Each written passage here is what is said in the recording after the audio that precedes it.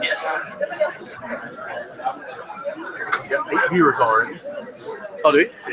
I know that I think the National Guard, they registered like 10 people, but they're all watching it in the classroom, so they've been trying it. So they've got it. So they have probably one login, but 10 people watching it.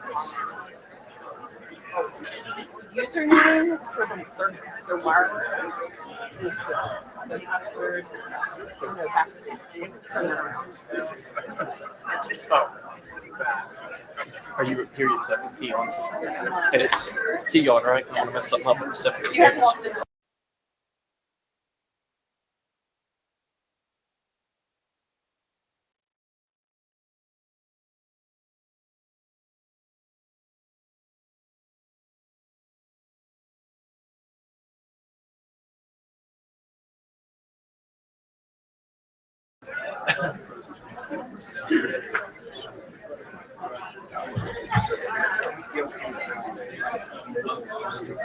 Yeah.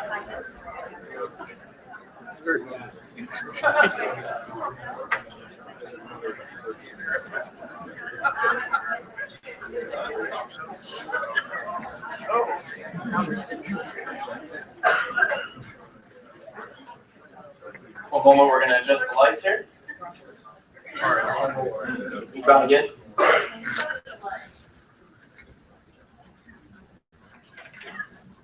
All right. Good morning. Good morning.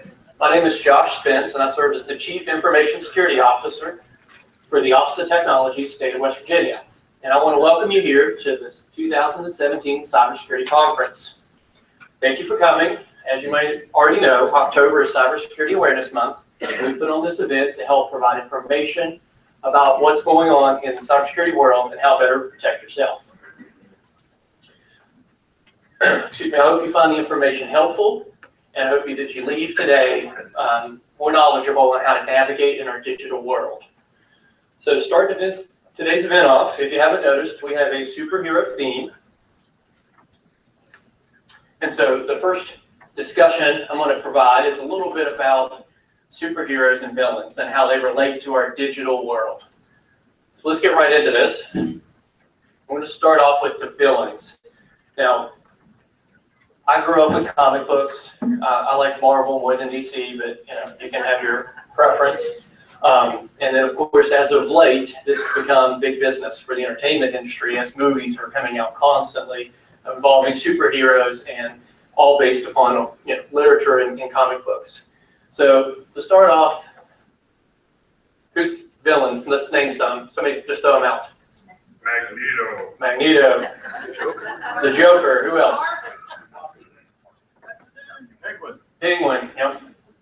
Okay, so we all know these villains that play out in this world of comic books.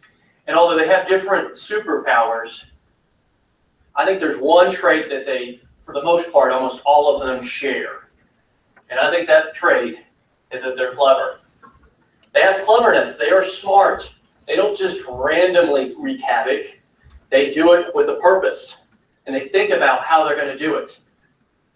This is important because this relates to exactly what we see in today's digital world from our threat actors, from the villains in the cyber world.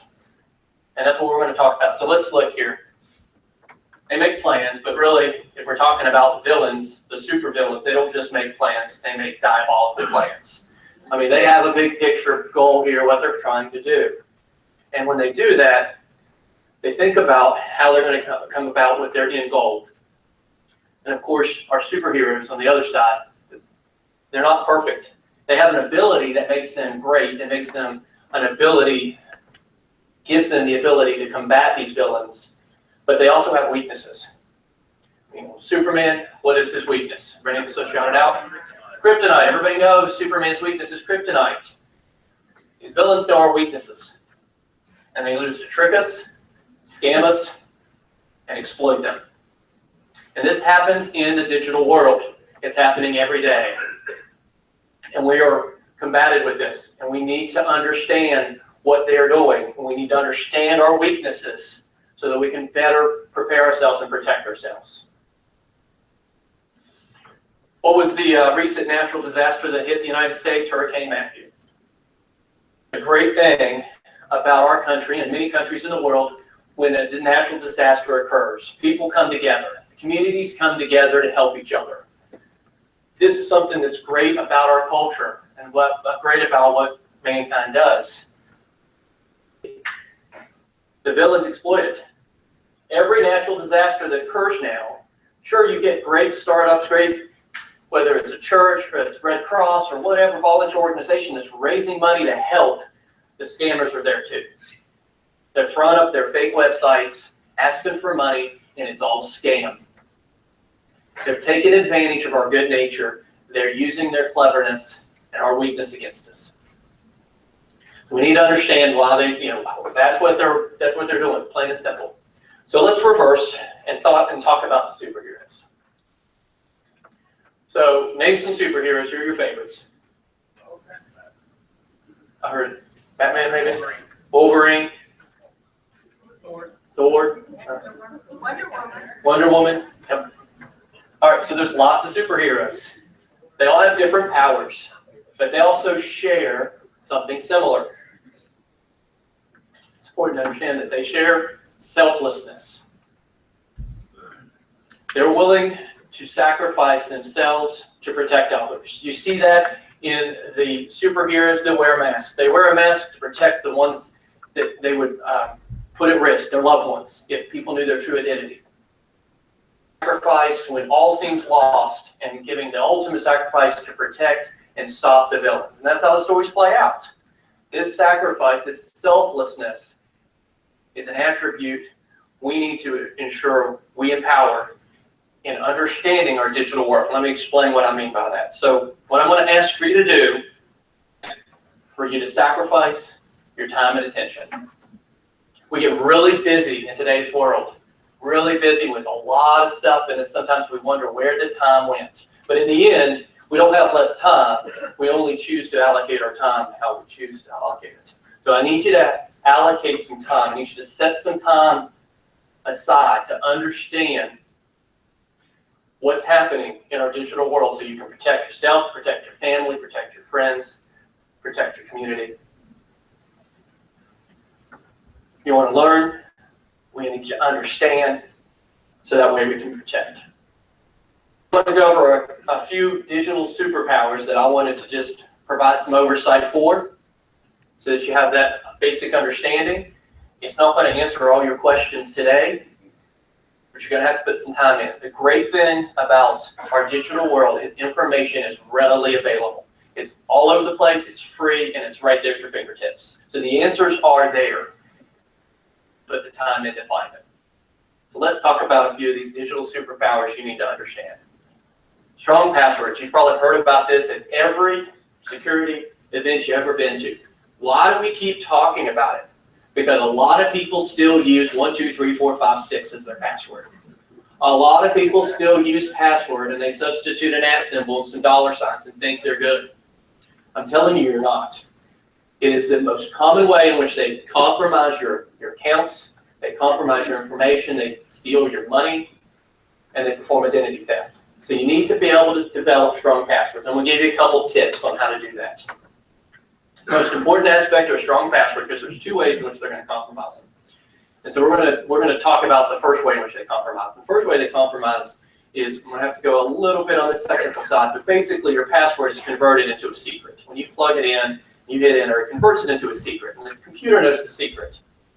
You can't easily reverse the secret into the password, but it is possible. And the way to do it is to try all these combinations of passwords until you find the matching secret. With that knowledge, we know the best way to combat that is your password length. The shorter your password is, the faster they can do that matching to figure out what your password is if they've compromised the secrets, which happens. You get a notice from a social media group or an email entity that says, hey, you have to change your password because there's a reasonable belief that company has lost those secrets to your password secrets. So then someone is actively using computer power to crack those passwords. So password length is your best friend. But then what's the problem? We can't remember them. So then we write them down. Or we do what's worse and use the same password on every single account. You don't want to do that, especially on your bank account and your email account, because I may not know your bank account password, but if I get your email account that's linked to your password, that's linked to your bank account, then most likely I'm going to be able to compromise your bank account. So you need to have strong passwords, and I highly recommend on your email account that's attached to any type of finances and any type of account that has access to your finances, you need to have strong passwords. So password length, how do we have a password that's easy to remember but is also long? So I'll share with you my trick. Obviously, random is the most important, but it's difficult to remember a random series of characters, especially if you're trying to remember 15-character passwords. So what I like to do is I like to use a phrase. And I can use something like a Bible verse, I can use a song lyric, I can use a phrase from a book, I can make up something. So what I made up for today is, let me find it so I can say it right. This is my super secure password. 6 words. Now I'm going to take the first letter of each of those words, and that's going to compromise part of my password. 6 characters. That's not enough, but it gives me a phrase that I can easily remember. Also, if I type all of those as lowercase, it's not going to meet the complexity requirements that most most systems are going to require. So how do you do the next step? How do you meet the complexity and also add more characters? So then the next step. Now I'm going to admit this is cheating a little, but we have to understand what they're doing. They're trying to crack the password. So password length is what's important. So everybody knows the shift key. As you press it, you go to the top 2 rows where your numbers are and your symbols, and you pick somewhere on there, and you hit 4 keys. And you can do it in a circle, you can do it in a counterclockwise circle, you can do it in rows, but you hit 2 symbols and 2 letters. Now you have 2 symbols and 2 capital letters, uppercase letters. Remove the shift, press the same 4 keys. Different pattern, same pattern. Something you can remember, because we can remember patterns and we can remember phrases. So if I did that with 4 characters twice, because I do it once with the shift key and once without it, I have 8 characters. 8 and 6 is 15. Hopefully my math is right. 14 character password. Who has 14 character passwords right now? It's great if you do. You want to have that. You want to get to that level. You can put the padding, as we say, on the front, on the back, and then when you need to change your password, change the padding or change the phrase. But it allows you to remember it, and it also makes it longer. That protects you against someone trying to crack it, because it'll take them exponentially longer to try to crack that password due to its length. All right, any questions on that? I'll entertain questions. I want to make sure everyone understands what I said there. Okay. Next step, multi-factor authentication. So the other way they compromise your accounts, and this happens all the time, is they compromise the computer you're logging into, and they're monitoring everything you type. Now, it's not that somebody's sitting there watching you, necessarily. It's just that your computer is now been maliciously compromised, and it's recording all of your keystrokes and sending them to the villains. So at that point, they're going to be able to sift through it, and they have ways to do it quickly, to pull your passwords out, because you just typed it in, and they saw it, because your computer's compromised, or you're using a compromised computer. Ever go to a hotel business computer? Computers are notorious for having malware on them. And they've stolen your password. So multi-factor authentication is a way to combat this. And what it means is basically there's 3 factors. Something you know, your password. Something you have, which I probably set my down there, my cell phone. And something you are, maybe my thumbprint, which I have an iPhone, I can unlock my phone that way, right? You want to use 2. I'm going to use one. There are multiple. These are free. Almost every bank that I'm aware of has this free service. Your Gmail email accounts have it as a free service, and your social media accounts have it as a free service. But you have to configure it. And right now I've just got an Authenticator app. It's a free application. You can see all the numbers. Those are the 6-digit numbers that change every 30 seconds, and they're tied to an account. Now I have to have my phone to log in addition to my password. So if the villains just stole my password from seeing me type it in, they don't have my phone. That's how you protect against that one. Now I do have to give a disclaimer, no security is foolproof. There are ways around it, and the villains, again, are clever. They're coming up with ways every day to figure out how to get past what we're doing so they can get what they want. Practicing some of these measures, you can make yourself much more secure and reduce your risk. I highly recommend you look into multi-factor authentication. We've got handouts out there for very common applications that explain how to set it up, and you can go to any, whether it's YouTube or whatever, and find a video where someone will walk you through it. It is really not that complicated to set up. You want to understand what it means, because it does have an implication that when you get a new phone, you're going to have to reset that up. So there's a concept of having a backup code, and you need to understand what that means. So make sure you do your reading and understand how they do that on each system you set it up on. But if it's a financial system that you link all of your accounts to, you want to have multi-factor set up and a strong password. I'm going to take a quick moment. Any questions on that? The next one I want to talk about is really just straightforward. You've probably heard this before, but wireless is everywhere. And you can get on the internet pretty much anywhere you go. A lot of it is free, but that air quotes. You want to be careful where you trust you connecting your devices to. There are technologies, and we have one back there we can show its demo, but it's a concept of tricking your device into thinking it's on the internet at Starbucks, but in all actuality, you're on the internet through that device, and whoever is using that device is monitoring your traffic. So you got to be careful about where you get on the internet and where you connect your devices. So I'm not saying you don't want to use wireless at the airport or wireless at Starbucks or wherever you go, but I would recommend that you don't do your banking, you don't log into critical accounts while on this, and then if you want to spend some time, look into the understanding of how virtual private networks work, or VPNs, and that's a mechanism that you can use to protect your traffic from your device, the data that you're sending and receiving, to keep someone from accessing it. And I have one more I wanted to talk about. Home network, and what the last one is IoT, or Internet of Things. And you might have heard about Internet of Things, but it's your smart television. It's your smart thermostat. It's your smart refrigerator. This has just started, and this is going to go big. Because anywhere and everywhere you can think of something that could be connected to make it better, it's going to get connected. And this is presenting a lot of new security threats that we're maybe not quite ready for. Just if you're willing to show of hands, who had problems getting on the internet on Friday last week? A lot of people had some problems. There's a reason for that. Because the webcams and the refrigerators and the smart televisions that aren't protected were all attacking the internet simultaneously. And to understand what I mean is, okay, I have a really bad, I don't know if it's a curse, but it seems like whenever I go to the grocery store, checkout lines are empty. When I'm done and I'm ready to check out, it's like everybody has come to the checkout lines at the same time. I'm sure you probably witnessed that, right? Well, what happens? It creates this huge backlog, and you're waiting, and that's what happened.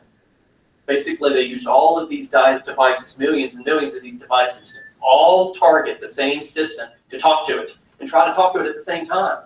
Well, these systems have limitations. It couldn't handle it. And it, in essence, temporarily broke aspects of the internet. So this is just the beginning of that. So what I want to teach you about the home network and IoT is you're connecting these devices on your home network. I'm not going to be able to give you a whole lot of tips right now, but I'm going to tell you, you want to understand, if you have a wireless router at home, you want to understand that device. You want to understand that you have to set a password for that device, and that you do actually need to have that device updated on occasion. So there's probably, I'm sure there's sources out there. I don't know of a consolidated source, and hopefully maybe we'll have one of the students that's attending may want to take this on as a challenge. But people find needs that our culture needs, and they set up a website, provide all the answers, and say, here's where you can go to find the answers. But we need to make sure we understand those wireless routers and that you're locking that down. Because as you connect all your devices at home to make your home a smart home, you're putting your home at risk, and then you're also, creating a problem that we all may face with what happened on Friday. So those are the 4 areas I just wanted to touch base on. And talk about superheroes and villains. And understand the villains are smart. We have 3 speakers that are going to talk about the cyber world, what's going on in cybersecurity, and you're going to get an understanding that that the villains are very smart, and they're not stopping. Easy. They get the computer, the means easy. The only thing that really costs them right now is how much time they're willing to spend for that and sacrifice a little bit of our time to understand we have a responsibility to protect ourselves in this digital world. We have a responsibility to protect our families and our community. So with that said, I want to introduce our first speaker.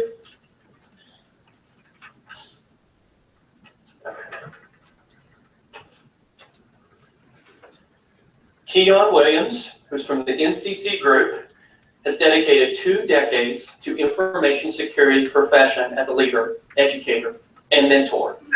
He has experience developing programs and strategies for critical infrastructure, high security systems, large enterprises, and small businesses. Before joining the team at NCC Group as a GRC leader, he directed and managed security for 2 large divisions of the U.S. Center of Disease Control and Prevention.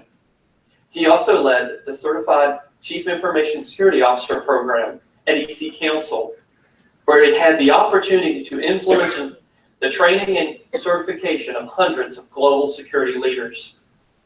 Keon remains active in the security community as a director on the ISSA International Board of Directors and as a member of several advisory boards. So if you do me a big favor and give me a big welcome to Keon Williams.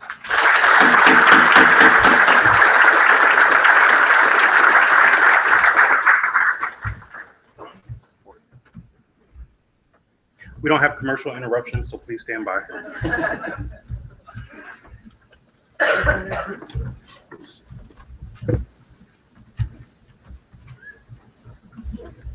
All right.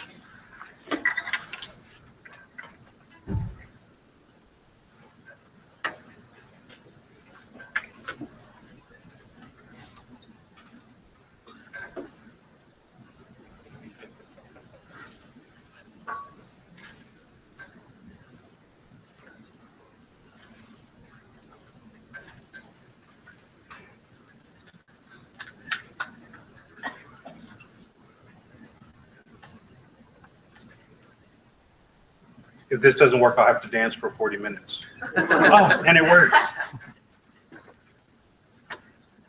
All right, so good morning, ladies and gentlemen. Just to start the show, one thing that I like to do when I do presentations is play this really cool game called By Show of Hands. So by show of hands, who is not a professional security person? So you're just here because you want to learn something. Oh, wow, so this is a cool audience. Hopefully I can teach you something. My goal always, because I was an educator both in college and as a volunteer, my goal in this presentation is to teach you something. So now it helps me not assume that everybody knows everything already. All right, so by show of hands, who is a professional cybersecurity or information security person? Now leave your hands up, there's gonna be a little exercise.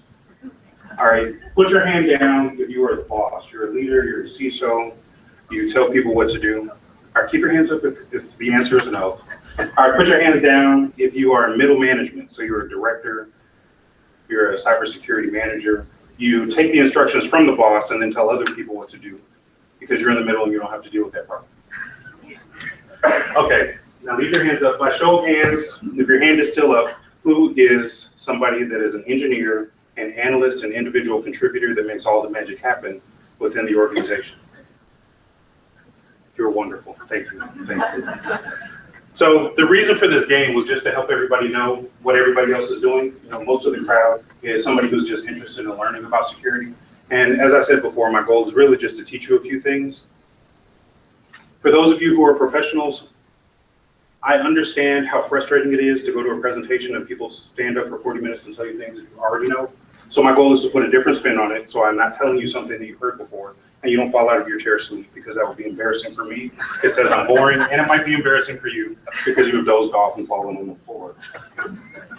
So I came up with a really fancy title for this presentation, really just so it can sound interesting and you would come. So hopefully that accomplished part of the goal. When you look at practical from a definition perspective, it's really just how do you apply it? How do you do it? How do you make it happen? How do you make it work? And there is a practical advantage of people understanding security concepts, principles, and just general security awareness. In our opening keynote, we had a good conversation about strong passwords, multi-factor authentication, and other concerns, but all of those things work together really and fall under the category of cyber hygiene. So the question is, what are you doing to protect yourself from all the bad guys or the villains that are out there? Because the villain in most cases is not targeting you specifically. What the villain is really doing is an opportunity that is convenient so that they can break into your machine, potentially find something interesting, and then leverage that to use it for something else. So if we take my mother, for example, because my mother is a grandmother and grandmothers are fun, my mother as a grandmother really has nothing significant to offer cyber criminals because she's retired, she is on a fixed income, and every penny that she has goes to her grandchildren. It's very interesting. I hope to do that when I grow up. From the cyber criminal perspective, though, there's not really a lot there. If they steal her bank account information, yes, they're going to wipe out her retirement, and then she'll have to move into my basement, and that'll be interesting. But they're not going to become multimillionaires because they took the little bit of money my mom has in her retirement account, where they have diverted her Social Security check from the direct deposits that she normally has into the cyber criminals account, because they really can't do anything with that very limited amount of money. Why these cyber criminals are doing these things, though, is when you look at volume, and there are hundreds of millions of people in the United States. If these cyber criminals took those 5 pennies from every person who had an account, then those 5 pennies add up to billions of dollars, which is why you have attacks like ransomware, which is why you have all these spamming and phishing things.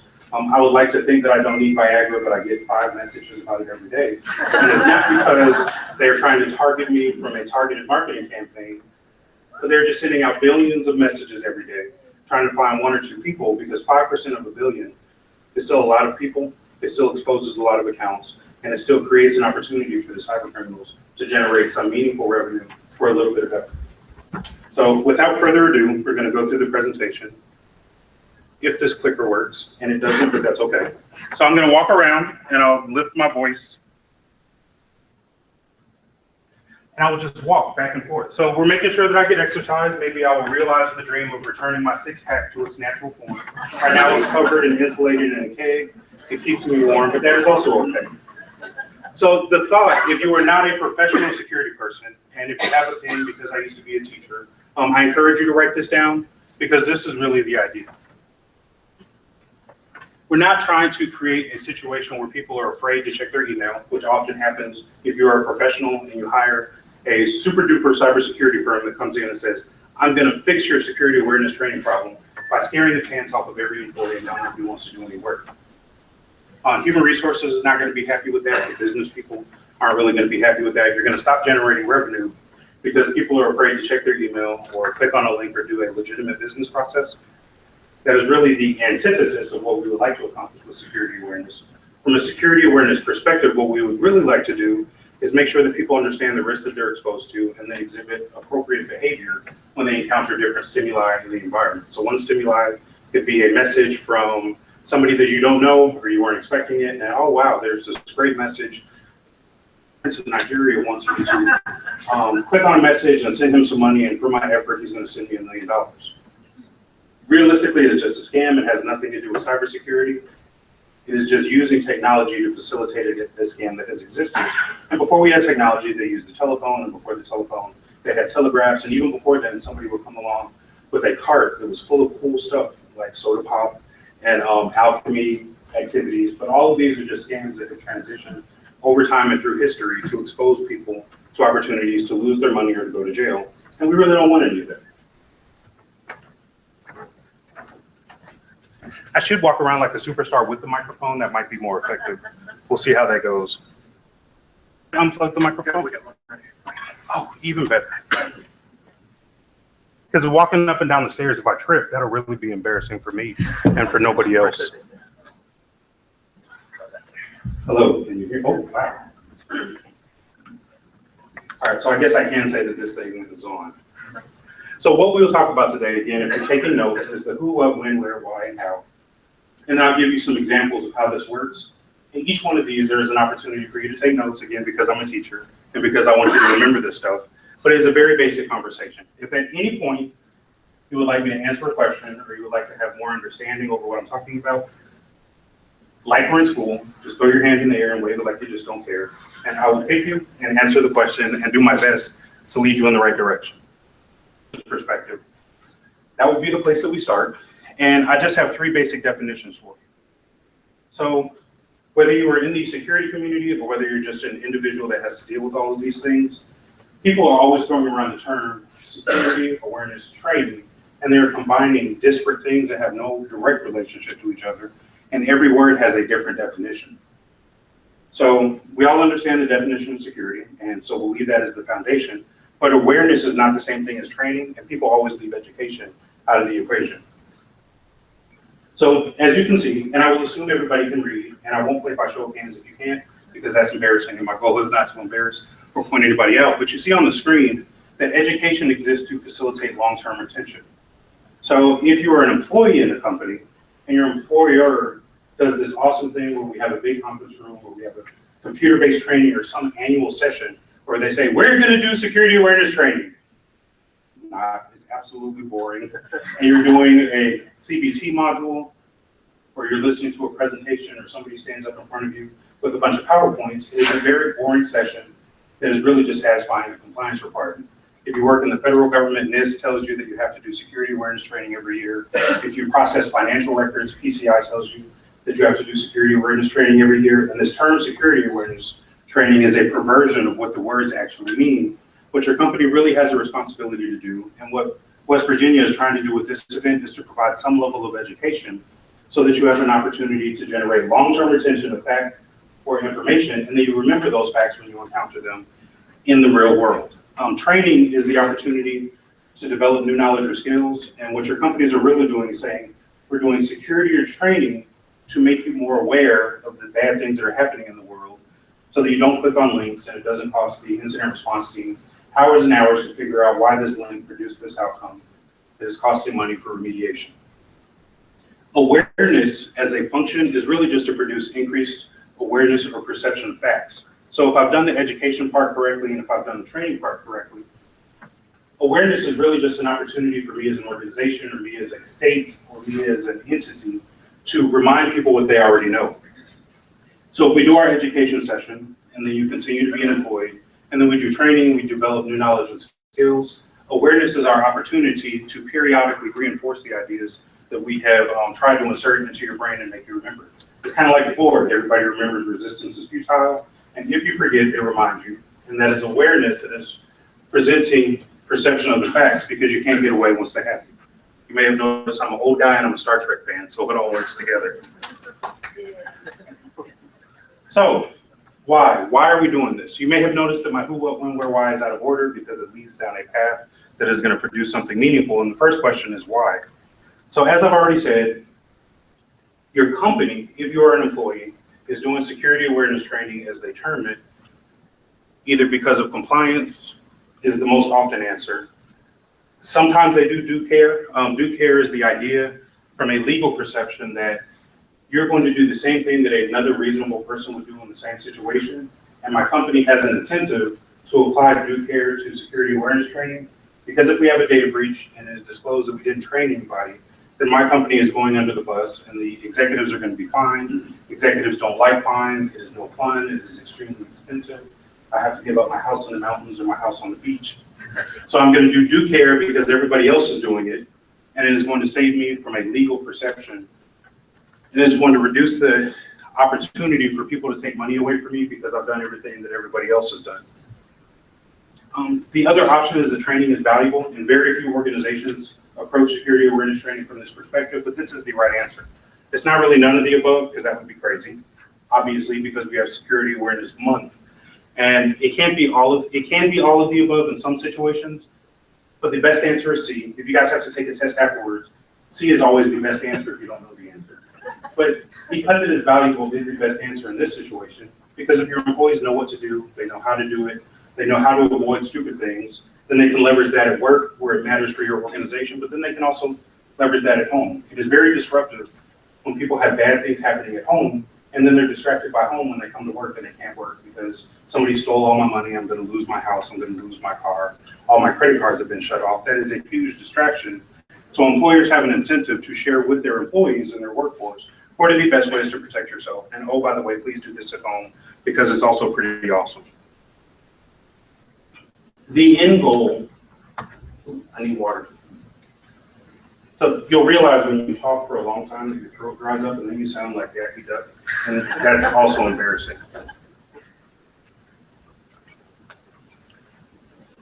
So the end goal and what our real objective is, and this is one of the reasons why we have Security Awareness Month, to security awareness in the United States, is to change the culture.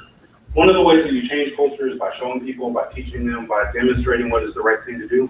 And we really do want to create a culture whereby people understand what is the right thing to do, what are the things to be cautious about, and what do we want to avoid. Part of the culture is overcoming that strong burning desire within you to click on every single link in every email that comes to your desk. Things are legitimate. With my Viagra example, if I clicked on any of those links, it would probably be the destruction of my computer, and my wife would take me to the doctor. And that's, two directions I really don't want to go, and I can avoid all of that just by not clicking on the link because I have enough self-control to not wonder what is on the other side of that link and what is going to happen when I click it. Part of a security awareness culture is helping you overcome the natural curiosity that's in people, and then having a tool or a solution that allows you to figure out, well, if I do want to click on this link, who do I send it to? Do I send it to the CISO of West Virginia and say, hey, as a public servant, can you find out what's going to happen if I click this link, or do I send it to my company, or do I send it to a trusted advisor who's going to be able to tell me, hey, you probably don't want to click on that, or we detonated it and confirmed without any question that this is bad and you really don't need to know what's on the other side. It's just going to destroy your computer. And then I've talked about this, but just to flash it before your eyes so you can write it down if you're interested. This is important for the workforce and it's important for you at home, and developing that culture and developing that awareness is going to make life better for the entire ecosystem, for your company, for your home life, for your family, and for everybody else. So then the next question is who? So professionally, I am a person who works with security people. And when you're talking to security people, they're always wondering, well, who does this apply to? The answer to that question from a business perspective is everybody in the organization. So, and I've been in a security leadership position in lots of cases, and it's really interesting, and you're always fighting problems. But the thing that you have to consider is that it's not just the people that work for you and the people that report to HR, but it's your partners, the people you collaborate with. It is your customers. It helps if your customers have awareness about security threats that are happening. You think about phishing scams as an example. One of the most common phishing scams that is extremely effective, and I've even fallen victim to this myself, is a note from FedEx or UPS that says, we tried to deliver a package. We weren't able to do it. Please click on this link so that you can reschedule. And if the timing is right, it is very easy for even a seasoned professional to click on that link and then have their computer compromised because you were expecting a package. I think Amazon contributes to this because now they're sending me things in 2 days. And as an Amazon Prime subscriber, I don't even go to the store anymore. I just order everything online, so I always have packages coming in. Message into my email that says, hey, I tried to deliver this new whiz-bang phone that you asked for because your other phone, the battery is catching on fire or blowing up airplanes. Then it is very important to me to get that new phone as fast as possible. Or an Android fan, per se, I have the Apple for work and Android for personal. I'm not picking on anybody, but some people do have exploding phones, and sometimes you have to order a replacement. And if the bad guys sneak an email in that says, we tried to deliver something, click on this link, then even as a seasoned professional, I can encounter bad things happening just from clicking on the link. So awareness is important for everybody. When you look at your employees specifically, you have all kinds of employees, and it raises the question, well, do I do the same thing for everybody? And the best answer for those security people in the audience is no. You should do tailored training for everybody within your organization because executives have different concerns than your business analysts, who have different concerns than your system administrators. And all of those people need tailored training that is going to address the threats that they face specifically. Some of those threats for executives, for example, is there was a really good case in Georgia where there was it was sent to the chief financial officer that said send $1 million to China. This was a technical university. $1 million was a significant part of their budget in a public education scenario. And because it was the end of the day on Friday, the CFO couldn't get in touch with the chief executive officer. She just sent the money. She said, well, if the boss said to do it, then I need to do it. And it turned out that it was a phishing message where it was targeted to all of the technical universities in Atlanta. One person did it. She lost her job. The school lost $1 million. And it was a horrible tragedy because they didn't do targeted training for the risk that that person faced. You know, the attackers can't send to just a general user a message that says transfer $1 million. But if you go on LinkedIn and people's LinkedIn profiles show all these glowing things about who I am and what I do, it becomes very easy for an attacker to say, hey, I know that you're the CFO of a university that just got a $2 billion grant. Maybe I can convince you to send $1 million to a fake account in China or the Cayman Islands or some other location. And avoiding that was really just a matter of informing the CFO that, hey, you're at risk of this because of your position and because people know what you're doing and because of the news that we have announced about our financial status. Don't click on any links. This is the process, and we can avoid that. So when you look at the what of security awareness training, there are great recommendations for what to do. We heard some of those in the first presentation.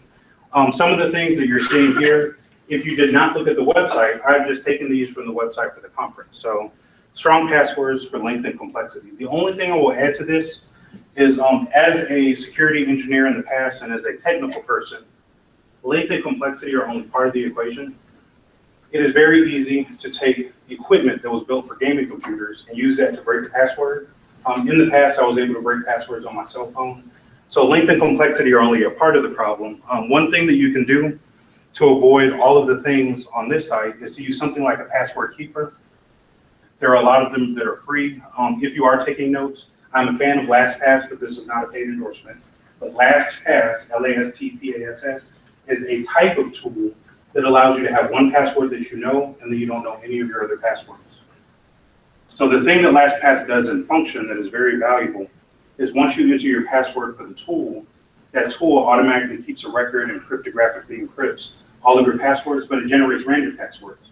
So if somebody kidnapped me and held me at gunpoint and said, what is the password to your bank account? I could legitimately say, I have no idea.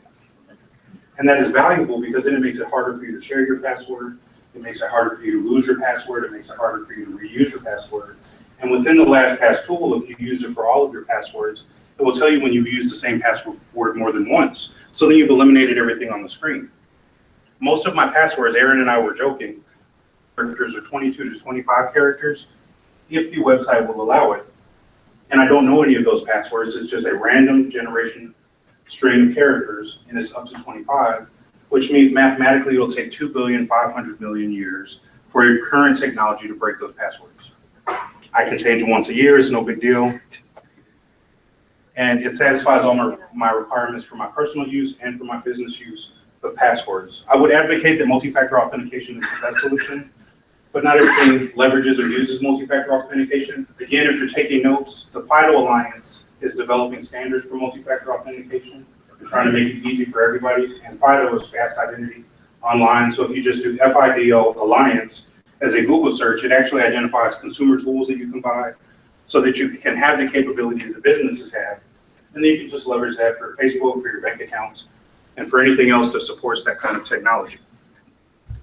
Again, the key objective here, though, is that you want to tailor your training for the user. So if it's a home user, if it is a retiree user, if it's a developer, if it's an executive, every category that you can put a person into has a specific type of training that's going to be most valuable for them. Next slide, as I walk over here, you will see that I've taken the time to highlight some of the things that different categories of people are going to be concerned with, but everybody has some kind of concern. If we continue to use my mom, and she said it was okay, so don't write her an Instagram and say, hey, your son was saying horrible things about you. The matter is, the only thing my mom really uses her computer for is to check her bank account, check her retirement account, and say everything that can ever be said on Facebook. Those are really the only three accounts she has: retirement, checking, and Facebook.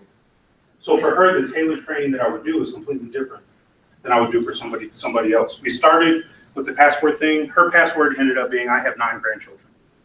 Single word. She has a very long password that nobody could guess. Complexity wasn't really an issue because for what she's protecting on her Facebook account, she has other passwords on her financial accounts, which I'm not going to say. But for Facebook, she has 9 grandchildren, and that is enough. Training with my dear mother provided an opportunity for her to protect her account against any likely threat. And now she can move on and happily post about, did you see that? You know, for children, it's, hey, mom, watch this. But for parents, it's, did you see that? And then they show you everything that you could have ever possibly seen on Facebook. From a business perspective, for the business people in the class, the most important consideration that I can tell you from a security awareness training perspective is don't forget to enforce your policies. Very often people will hire a consulting firm or an expert in security awareness, and those people will come in and they'll do phishing tests and all kinds of other things. But as you are developing your custom training for your organization, that you identify what policies are important, and then you incorporate those policies into the training so that people understand how to behave. You have HR policies, you have IT policies, you have security policies. All of those should be content in your training programs so that you can make sure that people are aware of what the policies are, because nobody ever opens the policy manual and says, hey, I'm bored, I think I'm going to read all these stupid things. So incorporating them into your training is a great opportunity to make sure that you have at least informed the workforce of what those requirements are. I'm running out of time. I forgot to hit the timer. So if I carry on too long, please let me know. You can wave arms at me and I'll speed it up, so to speak. When you're looking at how to do the training, for the education and training part, what is listed here are the common examples and use cases for doing the training. The caveat I will point out is that awareness has a different delivery mechanism than education and training. So for education and training, it is usually a situation where you're going to sit down, you're going to gather the people in an audience, kind of like this, or you're going to sit them in front of their computer, and you're going to have an instructor, some facilitator, or some self-directed opportunity facilitate that exercise. But for awareness, when our goal is to increase the perception of the facts, a different approach is required. So we want to do practical exercises. We want to do relevant updates. One of the things that I did when I was a director was that whenever somebody had a security attack, we told everybody else and say, hey, this actually happened. Don't click the link. This is what happens if you do click it. And it was just telling people what is going on in our environment so that they could avoid that bad thing from happening. Posters are very common. Your posters don't have to be cats. Just hang in there. It could really just be, hey, don't forget not to click on links. Don't accept things from unauthorized people. You don't have to open every message that comes to your email account. And the email is a very good tool for awareness because it is a way to broadcast the message to everybody in the organization or your vendors or suppliers or partners so that you can inform people about what's happening. From a WIN perspective, according to the standards, whether it's NIST or PCI or some other standards organization, there are really 3 times to do security awareness training. People are very good at the first 2, and then the third one is often overlooked. So whenever you hire somebody for the first time, they should be trained. All of the standards say that you should do training at least annually, but the place where people often drop the ball is if some significant change was made. So say, for instance, for those security professionals in the room, once upon a time, I had Windows 95 as my workstation. Windows 95 is no longer used, but all of my security awareness training refers to Windows 95 as the standard that we are applying our training, our policies, and our procedures to. When we updated to Windows 2000, when we updated to Windows 7, when we updated to Windows Millennium Edition, all of those updates should have included some kind of update in the training so that you can make sure your training is current, relevant, and applies to the situation that you're facing. And doing it whenever you have a change is an opportunity to make sure that your training remains current, relevant, and applicable to the situation that actually exists.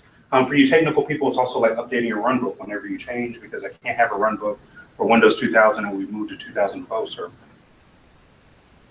So at this point, if I still have time, I have 2 practical examples of things that I have actually done to help with security awareness training. So the first example, if you work for the government, you can't do this, because there are restrictions from making it rain in your organization. But if you work for a commercial organization and you know a security leader or you are a security leader, which is the reason that I played the by show of hands game at the beginning, I was able to completely revolutionize security adherence to our policies, procedures, and standards by the use of cash. So I say $12,000 because we divided and allocated and budgeted $1,000 per month for our security awareness training program. Every time somebody did something they were supposed to do, we gave them money.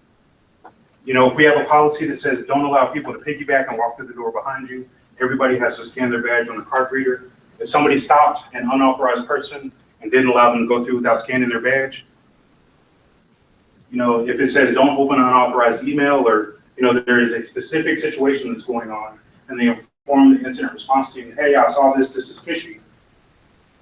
For their effort, we gave them $5. So you just pass out money all the month long.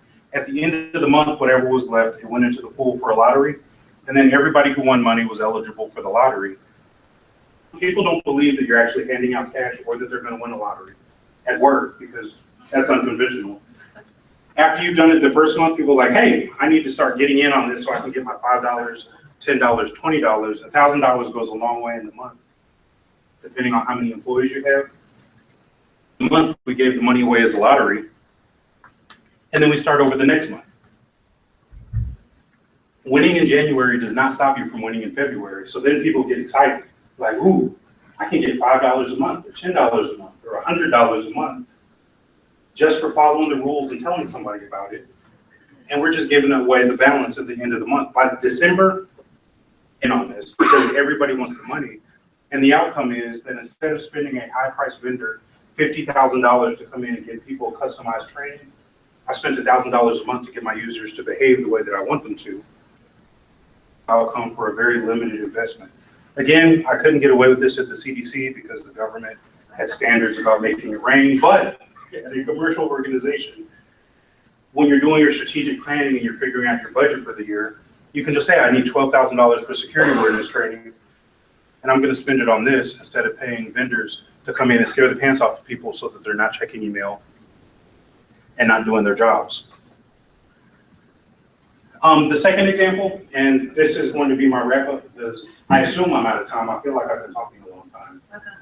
But the second thing I did, and I did do this at the CDC, every time we had a user created event, so it's a user clicked on email, a user opened an attachment, a user did something that violated a policy or behavior that we wanted, instead of embarrassing that user and putting them on a wall of shame, and instead of giving them cash, because this was the antithesis of doing the right things for money, all we did was package it up, give an executive summary of this happened, this was the situation, this was the outcome.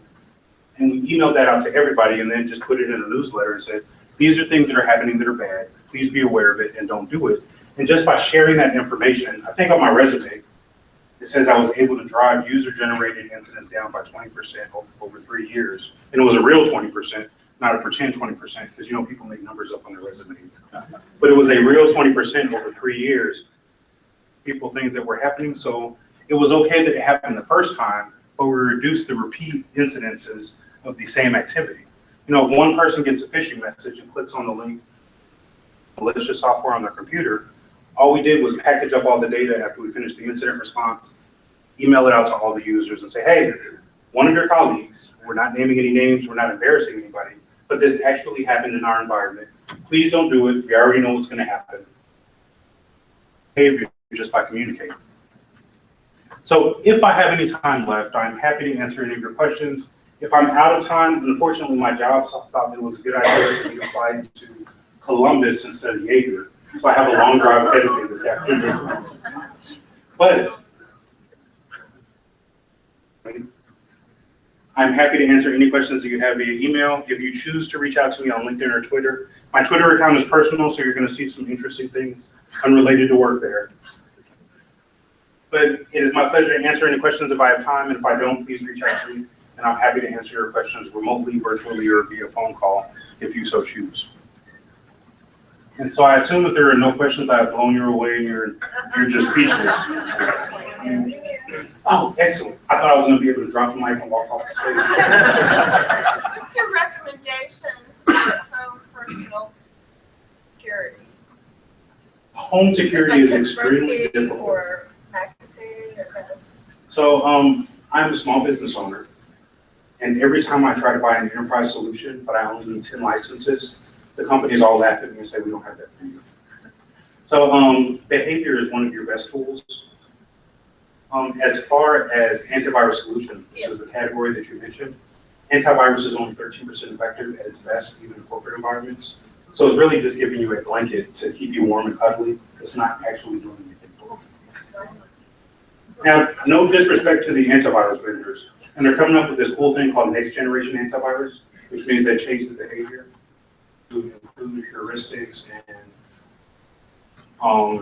intelligence and other things to make better decisions about what happens. If I could recommend anything, it would be Cylance. So it's CYLANCE, and it does wonders in a corporate environment. I'm just not sure to compel them to sell you 1 license or 5 licenses for your computers. But the behavior that Cylance exhibits is what you're looking for, and then it just becomes finding a solution that does that.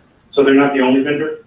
It's just the vendor that I personally like. And again, this is not a paid endorsement for anybody. Or can I drop the mic and walk off the scene? Did I see a hand?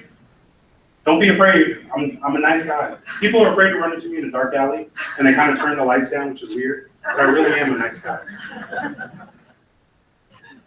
All right, going once, going twice. Oh, Do you have any suggestions on ways to employees for threats from social engineering? social engineering is fun. So my favorite social engineering attack is the damsel in distress. You take somebody from the Beautiful People's Club, put them in a suit, and send them somewhere in an emergency, and you will be amazed at how often somebody plugs a foreign USB device into the environment, and then it takes everything over and Skynet is running your business. The best way to do that is with policy enforcement. Train people about the policies, develop a specific policy to address the problem you're trying to combat, and then it helps reduce the amount of social engineering because you have a policy that says don't do these specific types of things, and then you reinforce the policy. You know, human behavior is interesting, and I study psychology because I'm a nerd and I have nothing else to do. I have 5 children, so I can't leave the house and party very often. So instead I read. But from a human behavior perspective, the best way to manage human behavior is to define a policy that solves a problem and then reinforce that policy.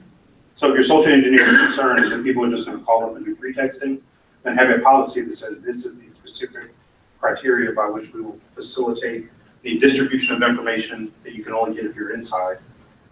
And it might be inconvenient and it might cause problems and it might make people angry, but it's still reducing risk. And then it comes into, from a security perspective, what is your risk tolerance? And are you willing to inconvenience a few people for the protection of the entire organization? Well, it's more or less about them exposing themselves to social networks. I am not a fan of corporate social networking.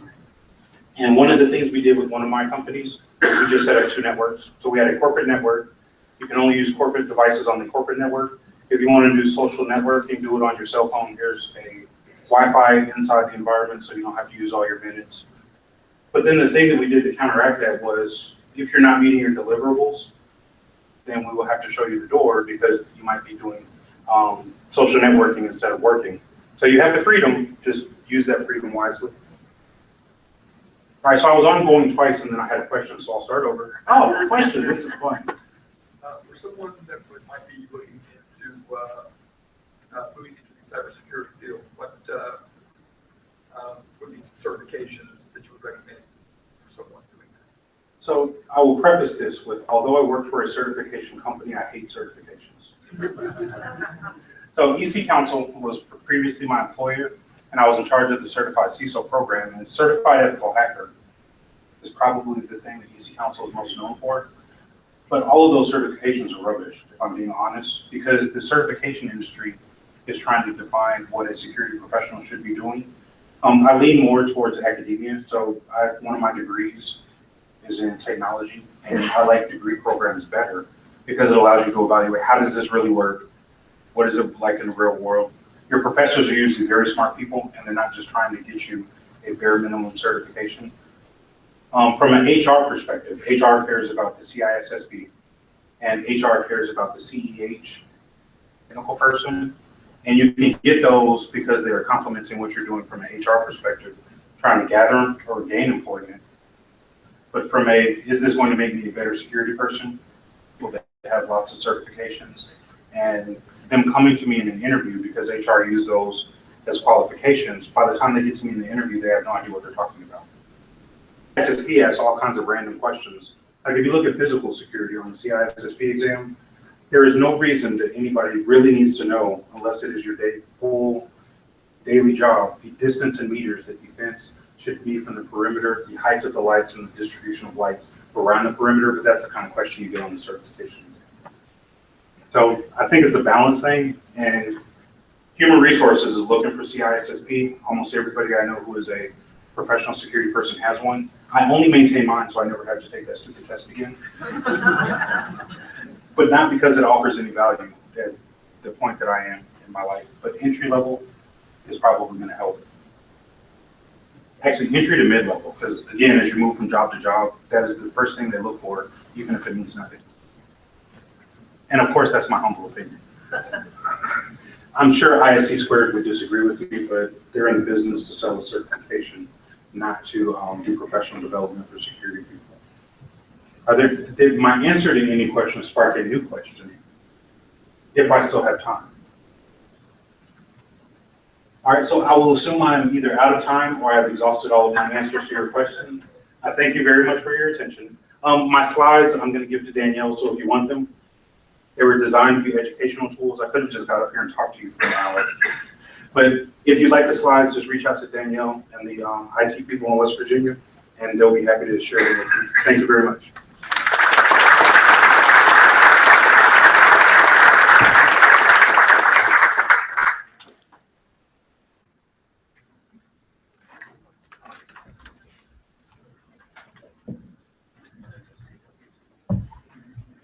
Turn it off.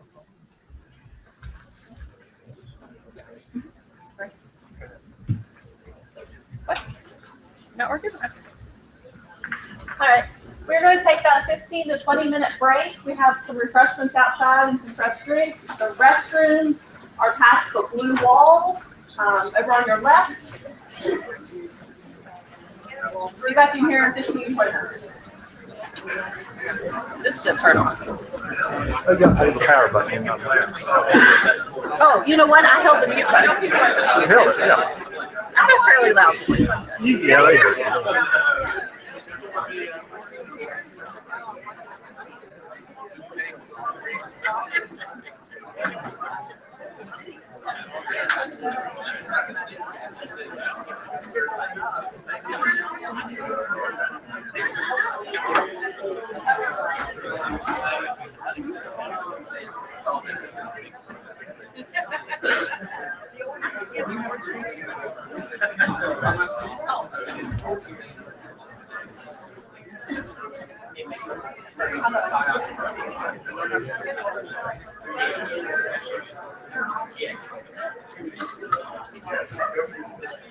We're always scrambling.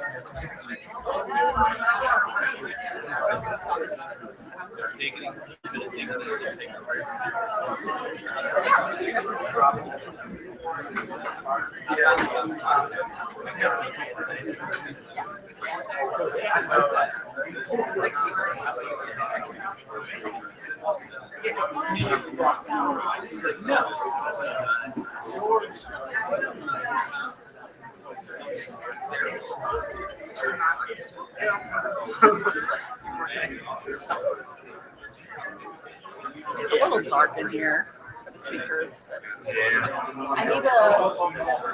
I need a presenter light, I guess.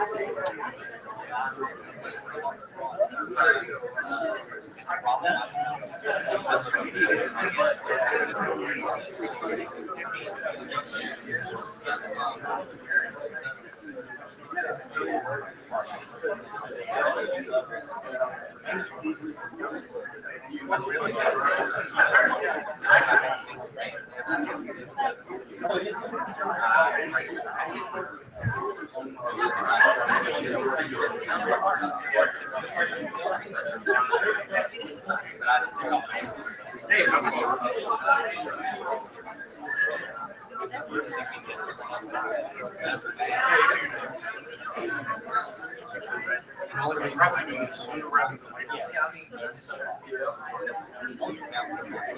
You want to step over there? Or that way? This is why there was this one.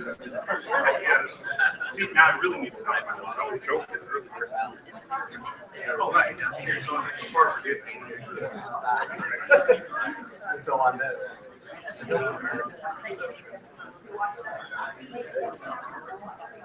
Okay, did it? I know I was kind of walking around with a lot of people. And I'll try to stand in front of it. Let me catch the news.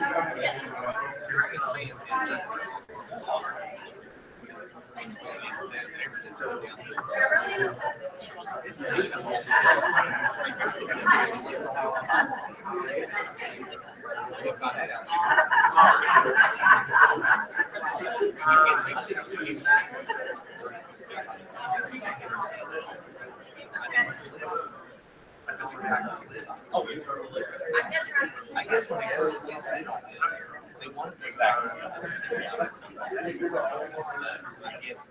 they shot like 6 days.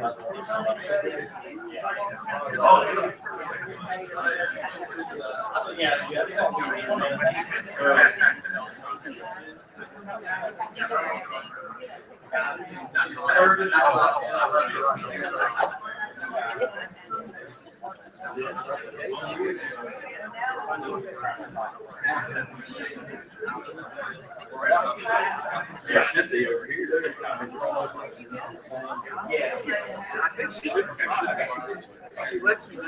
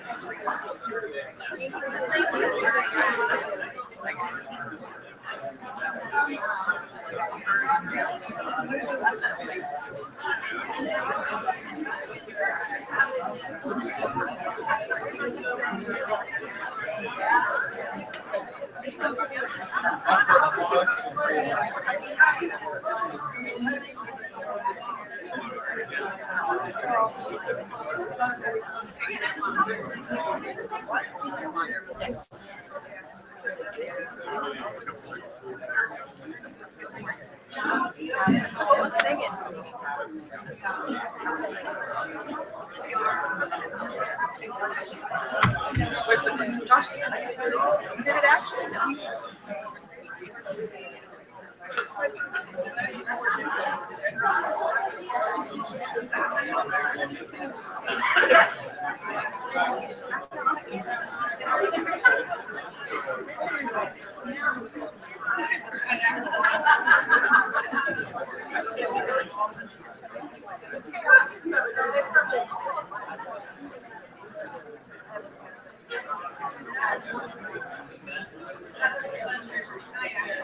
Who's trying to find that? Microphone? The other clicker. Yeah. I feel like Josh has his also. He did have it. Oh, it was on his desk. All right, do you want a time to vibrate for you? Yeah, I would say like 35 minutes and then I'll go out at one time left. Yeah, you set the time for vibrance. So you know how. I gotta see it, but yeah. Gosh, I'm ready. So you ready?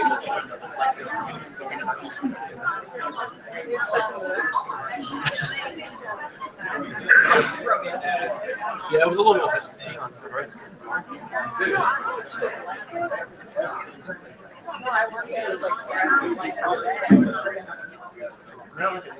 Whatever the speaker wants. He wants the lights on, so we get lights. This is perfect. It's a perfect lighting.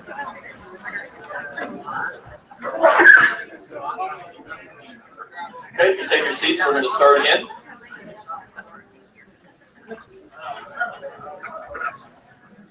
Okay, I have the pleasure to introduce our next speaker, Aaron Dayton of the MS-ISAC.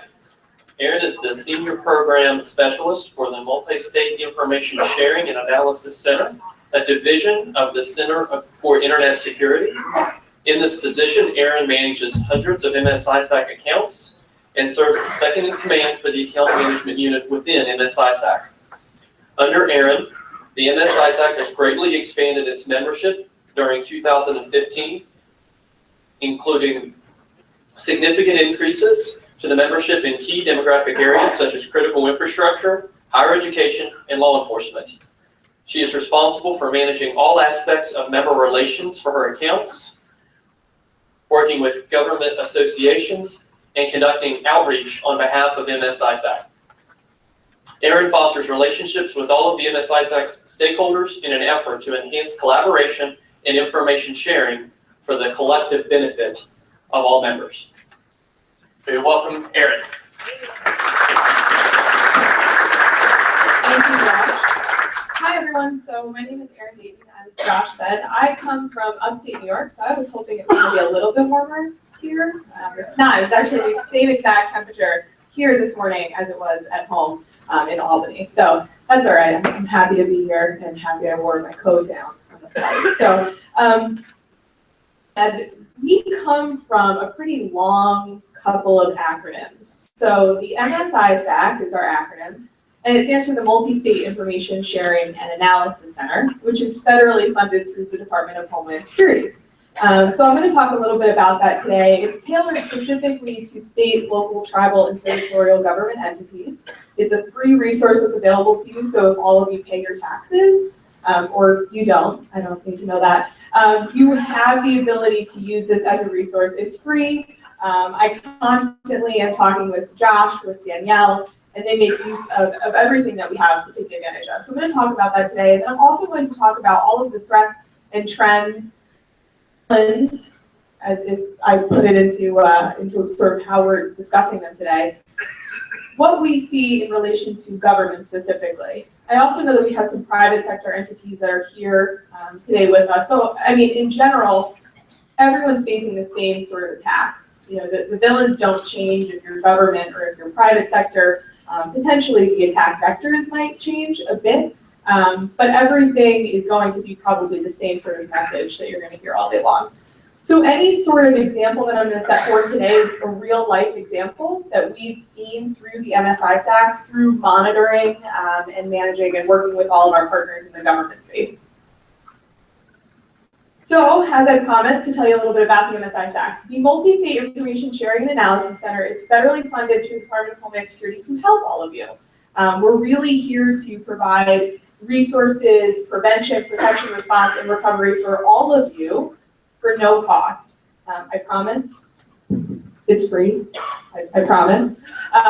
So at no point in time are we gonna be charging you for something. So please take advantage of anything that we have to offer. You probably have seen our posters or calendars or little pamphlets that are sitting out there as well with our logo on it. So those are free resources that we send out. We send them to the state, obviously, to pass out to all of you today.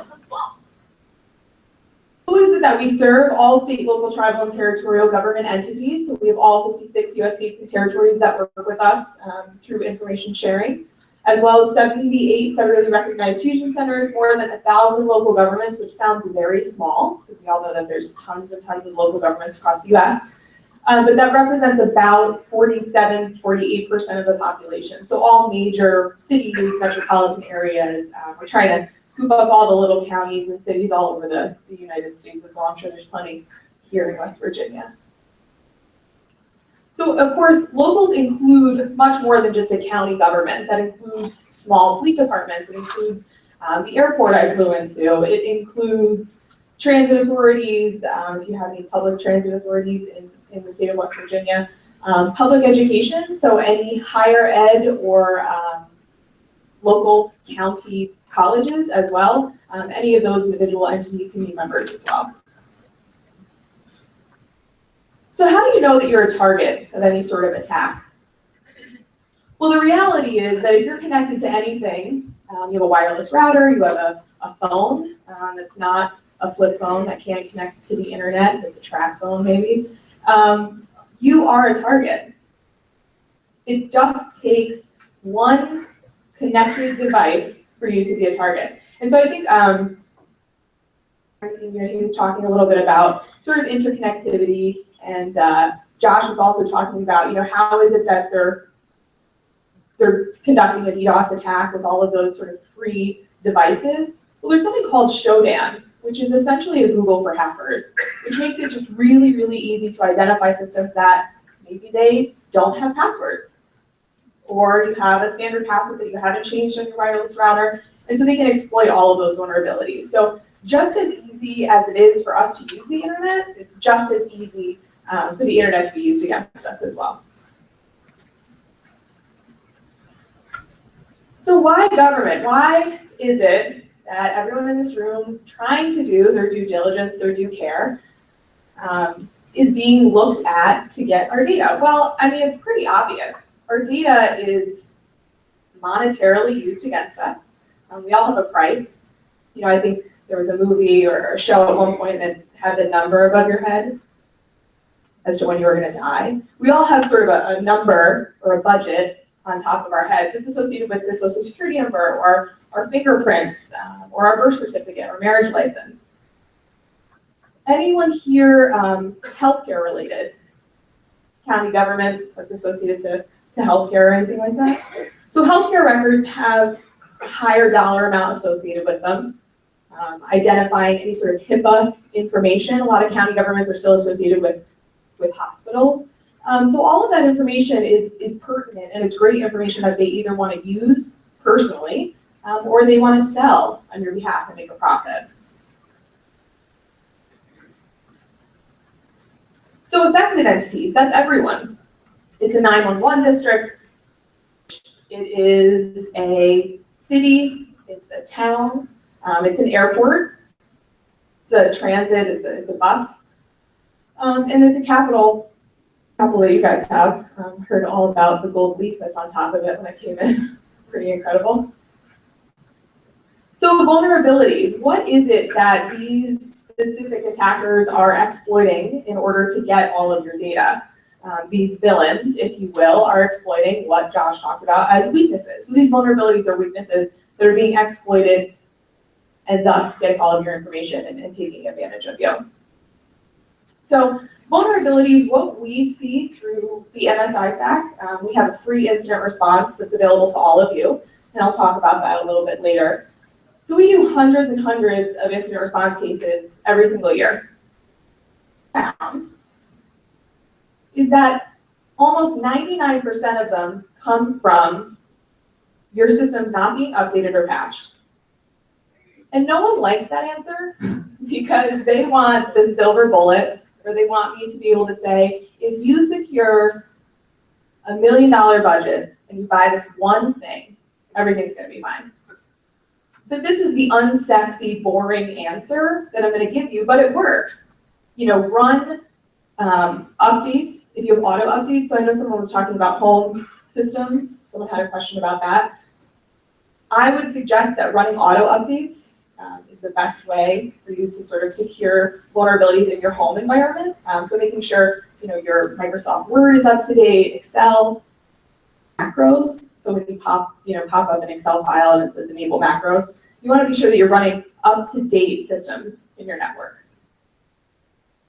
So that includes content management systems, WordPress applications, if any of you are using that in your environment. And then additionally, plugins. So even if you have content management systems in your network and you're updating them constantly and you think you're on top of it, are you updating the 25 plugins that are associated with that content management system? If you're not, you're equally as vulnerable. Kiana talked a little bit about cyber hygiene. So counting what's in your network, knowing what's on your network. I can't tell you how many times I've spoken to someone and they tell me they had no idea. You know, they know of maybe these certain devices, but they're not sure about the rest. That's a problem. You need to know what's on your network, count, configure what is that you just identified, patch those things, and just continually repeat that cycle. Like I said, the very unsexy answer to cybersecurity, sorry. And then phishing. Keon talked a lot about phishing, and I'm going to talk a lot about that today because that's a huge, huge attack vector and a large problem.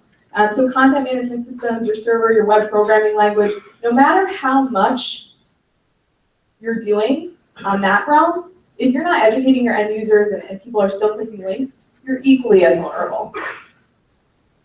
So phishing, Keon gave an example of the Nigerian prince. And we all know that one. I'm sure we see it either in our work computers or at home. And additionally, you know, years ago, you would easily be able to identify a phishing email. You know, it came in, it was half written in code, half in Russian, half in Chinese, and you could clearly tell that this wasn't a legitimate email. I'm not going to click on the link, it goes right to your spam. The problem now is that they look legitimate. Like Keon said, it looks like it's coming from FedEx, or it looks like it's coming from your retirement, or from your bank that you use. These individuals are collecting metadata on you, and they know a lot about you as a human being. So they know maybe that I use a credit union. Okay, so Erin uses a credit union, so I'm gonna send her an email from a spoofed email address and just, you know, do a little exercise and send it out to her like it looks like it's coming from her bank. She provides her username and credentials, and we're good to go. If I'm not using any sort of multi-factor authentication, I'm probably gonna have an issue on my hands. So phishing has become really difficult to detect. It looks like it's coming from a credible or sort of trusted source, and it looks really legitimate. So who are the cyber threat actors, as we call them, or for today's conversation, the villains? Well, the villains we break down into a couple of different categories. Nation states, terrorists, cyber criminals, hacktivists, as well as insiders. I think something that scares me the worst, and I think for those that work in information security, you're probably more scared than the people that don't, because those people sometimes don't get to think about it, and unfortunately we have to think about it all day long. So one of the things that scares me the worst is that someone sitting all the way across the world, just like in this cartoon, and that bullet means nothing because that computer is just as threatening to me as a bullet is. So nation state is the first one that I'll touch upon, or APT, Advanced Persistent Threat, as some of you probably have heard in the past. Nation states, at one point in time, were sort of less likely in our environment. We've seen an increase, unfortunately, in relation to states and local governments, which is obviously a concern to all of you in this room. The reason being is obviously they want to collect intellectual capital from us, generate some type of cyber warfare. Obviously the election or the campaign, I'm sure plenty of you have seen a lot of information come out. There's been a lot of conversation surrounding specifically whether or not that's true, but the reality is that it's a huge topic of conversation because it's real. You know, it's a realistic problem in our environment that other nation states are looking into our data to release information. Last week, I was in Jackson, Mississippi for a conference, and a gentleman that was presenting talked about working with a private organization, who of course he couldn't provide the name of, and this private organization helped create some really awesome new technologies. Is that the Chinese hacked into their organization, sat on their network for quite some time, took plans to this great new technology that they were planning to release, and they just took all that information, then they created it themselves, value, and sold it.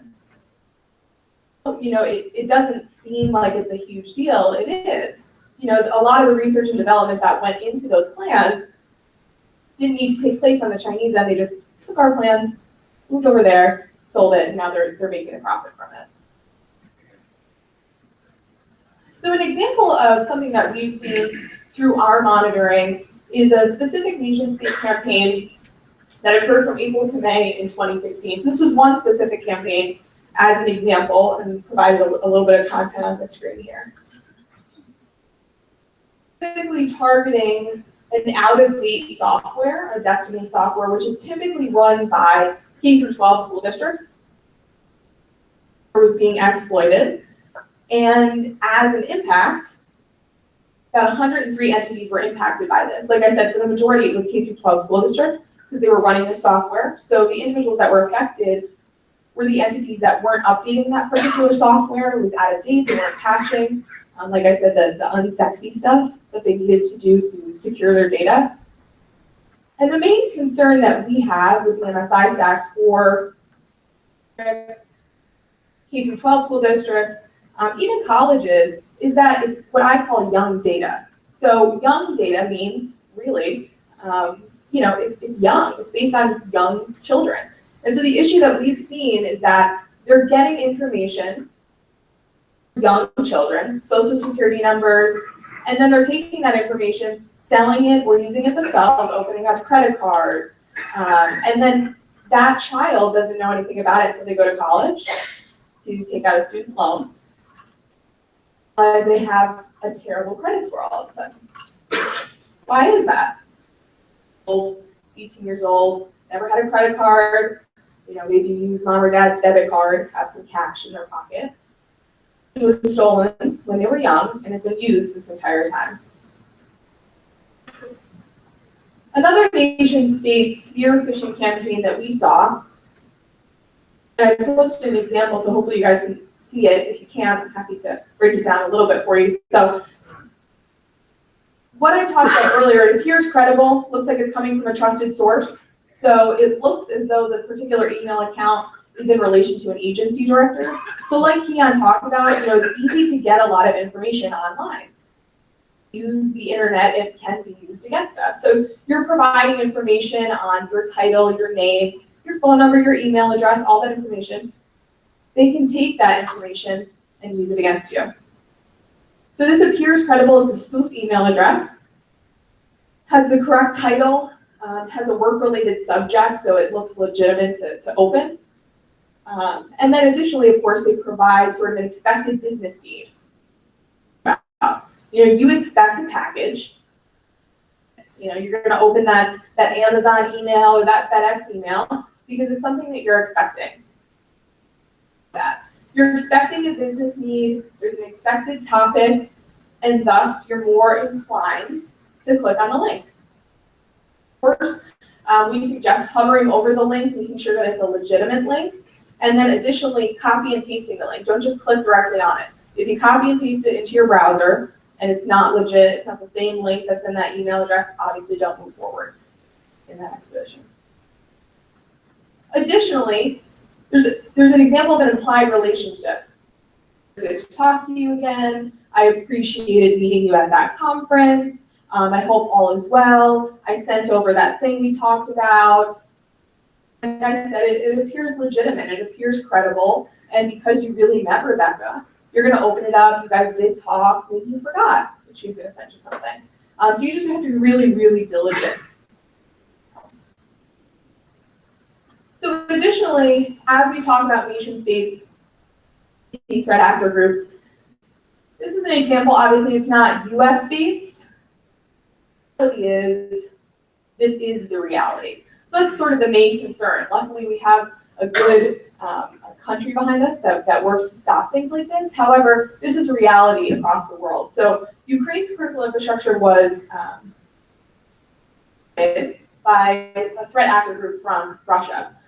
So as an example, their airport grid in 2016 was attacked. It was attributed to a Russian IP address, so that's how we know it potentially came from that area.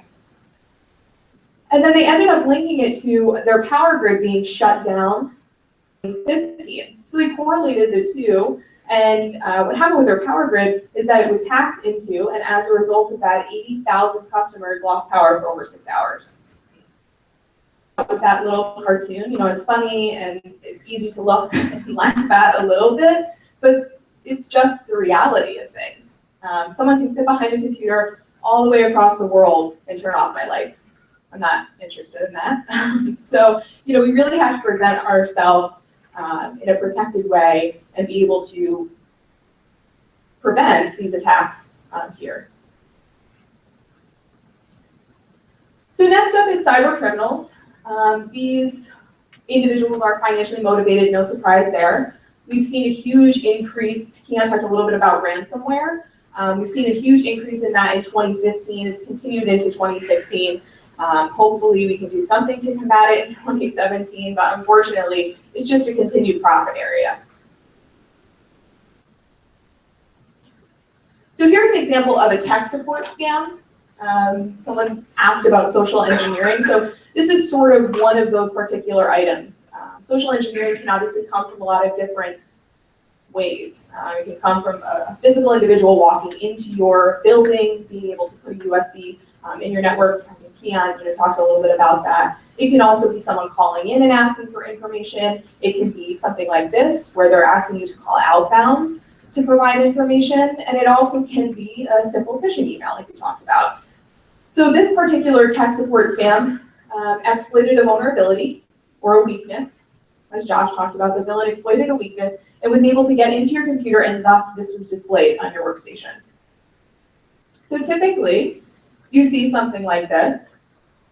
Talked about policy, and that's something huge in your environment. Having a policy and then reinforcing it. So if you have a policy about something like this, you can prevent someone from just picking up the phone and sort of going rogue on you. So if you have a policy that says if something like this pops up, or if an update wants to be made on your computer, contact IT and let them take care of it. If you don't have something like that in place, it limits the individual as to what they should do. They don't know, they're not being instructed, so they might just pick up the phone and call. For the phone and call, they're going to be asked to provide username and credentials, which is obviously an issue. Be careful of that. They, of course, also sometimes will then move forward, just ask you for, hey, just provide your credit card, we're going to do a simple charge on this, move forward.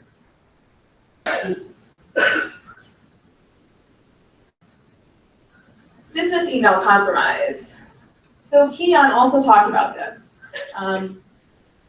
about providing the $1 million to China. So the issue with phishing, like I said, they're collecting a lot of metadata on you. So they can make things very tailored to you as an individual or tailored to you as an organization.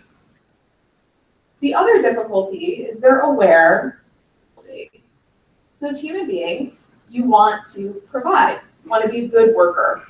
So your boss sends you an email and says, do something. Now, I don't need to remind all of you that your bosses probably dictate your raise, probably dictate your performance reviews. So what do you want to do? You know, you want to do a good job. If they ask you to do something, you probably want to do it. They're not stupid, they're clever, like Josh said. So they know psychologically that that could leverage or push you to a different place to do something that you might not normally do. Below that.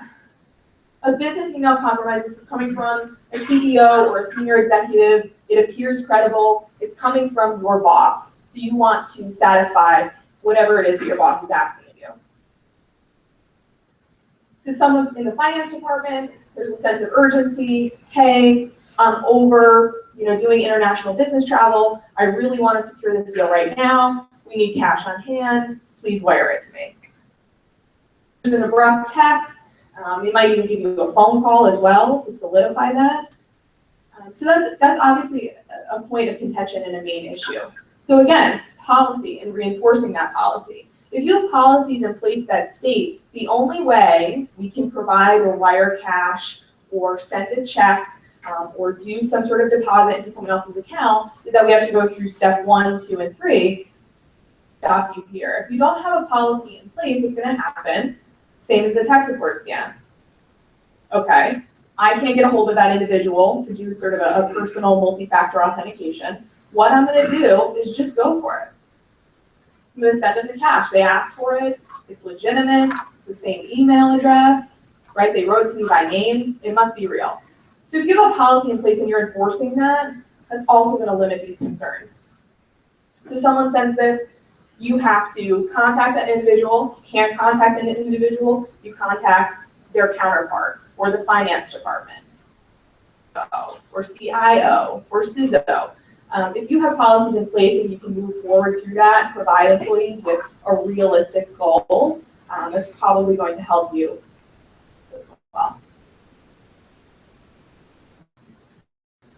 Hollywood Presbyterian Hospital. This was huge news in early 2016. Does anyone remember this? A quick show of hands. It's pretty large on the news. Hollywood Presbyterian Hospital is that they were hit with a case of ransomware. Ransomware is really interesting. It's a business opportunity in the criminal space. They actually sell it to one another, so they're doing a pretty good job taking advantage of all of us by working together. Ransomware is typically, it's sort of just a running game. Josh Keon, they both talked about the fact that they're just leveraging us in masses. So they're sending out sort of scripts and constantly running things to contact all of us. And if they get, 5 cents from everyone, that's still a pretty good day's work for just sort of sitting behind a computer. So what happened with Hollywood Presbyterian is that we know that it was a targeted attack because the dollar amount was totally different than what they were typically sending. It seems as though what was reported out was that they paid $17,000 in ransom to get back to business function. Anyone here a college basketball fan? I got a huge hand raise over there, yes. Okay, me too. So technology is a great thing, and I leverage it all the time. So last year, I played Denver, Colorado, watching the tournament, March Madness, in the air. So thank you to technology for that. And I watched a commercial that was by BAE Systems about, why is it that we're being targeted? Who's targeting us? And it was just a female and a male having this conversation. The male asked the female, why are they targeting us? How are they targeting us? So she sort of talks a little bit about how they're doing it. And then he says, well, why? Sort of the most simplistic answer that I can appreciate. And she said, because they know we can't function on pen and paper anymore. Sure, everyone in this room really doesn't rely anymore on a notepad and a pen for business functionality. It's just not realistic. Well, that's how it relates to the hospital here. They obviously knew that they could no longer function with writing prescriptions by hand, not logging it into a computer, anything along those lines. So to restore business functionality quickly, they just paid the ransom. We understand that from a business perspective, that was probably the best decision. Unfortunately, it just fuels the fire. So getting $17,000 in one pop as a profit is pretty good for them. It's so detrimental to the hospital that they had to transfer patients because they couldn't provide care. You can see, like I talked about earlier, a pretty huge issue, scare, and concern of mine that someone, from across the world can do that to our systems here. I'm going to skip through this, but this is a W-2 phishing campaign. So again, targeted, obviously people are prepared to receive emails around tax time in relation to W-2s. So they're just sort of targeting our psychological defenses.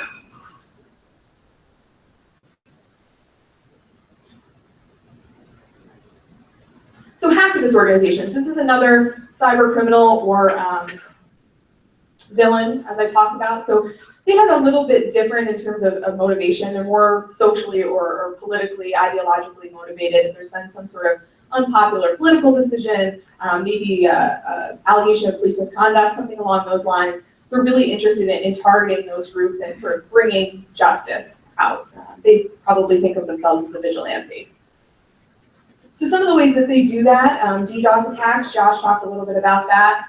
System compromises, that's just sort of more of a nuisance on your end. Also, they like to stake their claim, let people know that they're taking advantage of you, things like that. And then additionally, doxing. Does anyone here know what doxing is?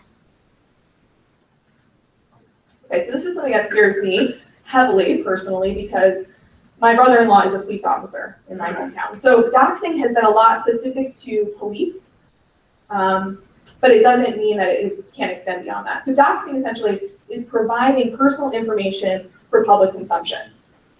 What's happening with allegations of police misconduct is that they were compromising systems in relation to that officer and then posting their private information publicly. So we saw an example in late 2015 for an officer in Los Angeles, and information was taken from the system in relation to him. So him, his name, his badge number, his home address, his personal license plate, make, model of his car. And then worst of all, they provided the information and address to his children's school. So this is a huge concern that we see, and something that we work against as well where we are located. So I'm a little bit behind on time, so I'm going to just skip through this a little bit. So different personalities, the main thing to come out of this is that these people really don't need to be incredibly skilled. Sure, some of them are, or very technically savvy, but at the end of the day, like I said, they can take advantage of tools that are out there or pay for tools, or use tools like Shodan to exploit vulnerabilities that are just simply out there. So as I talked a little bit about common motives, perceived injustices, animal cruelty, anti-government, opportunistic as well. And then insiders. So insiders is sort of our least concerning group, but the reality is that we see the unfortunate accidental mistakes. That is what seems to be the largest issue in terms of insiders. So I'll provide one to you right here. So this was from the Super Bowl, and a picture was taken that was actually providing the credentials, username and password for the Super Bowl security. So obviously this was a mistake.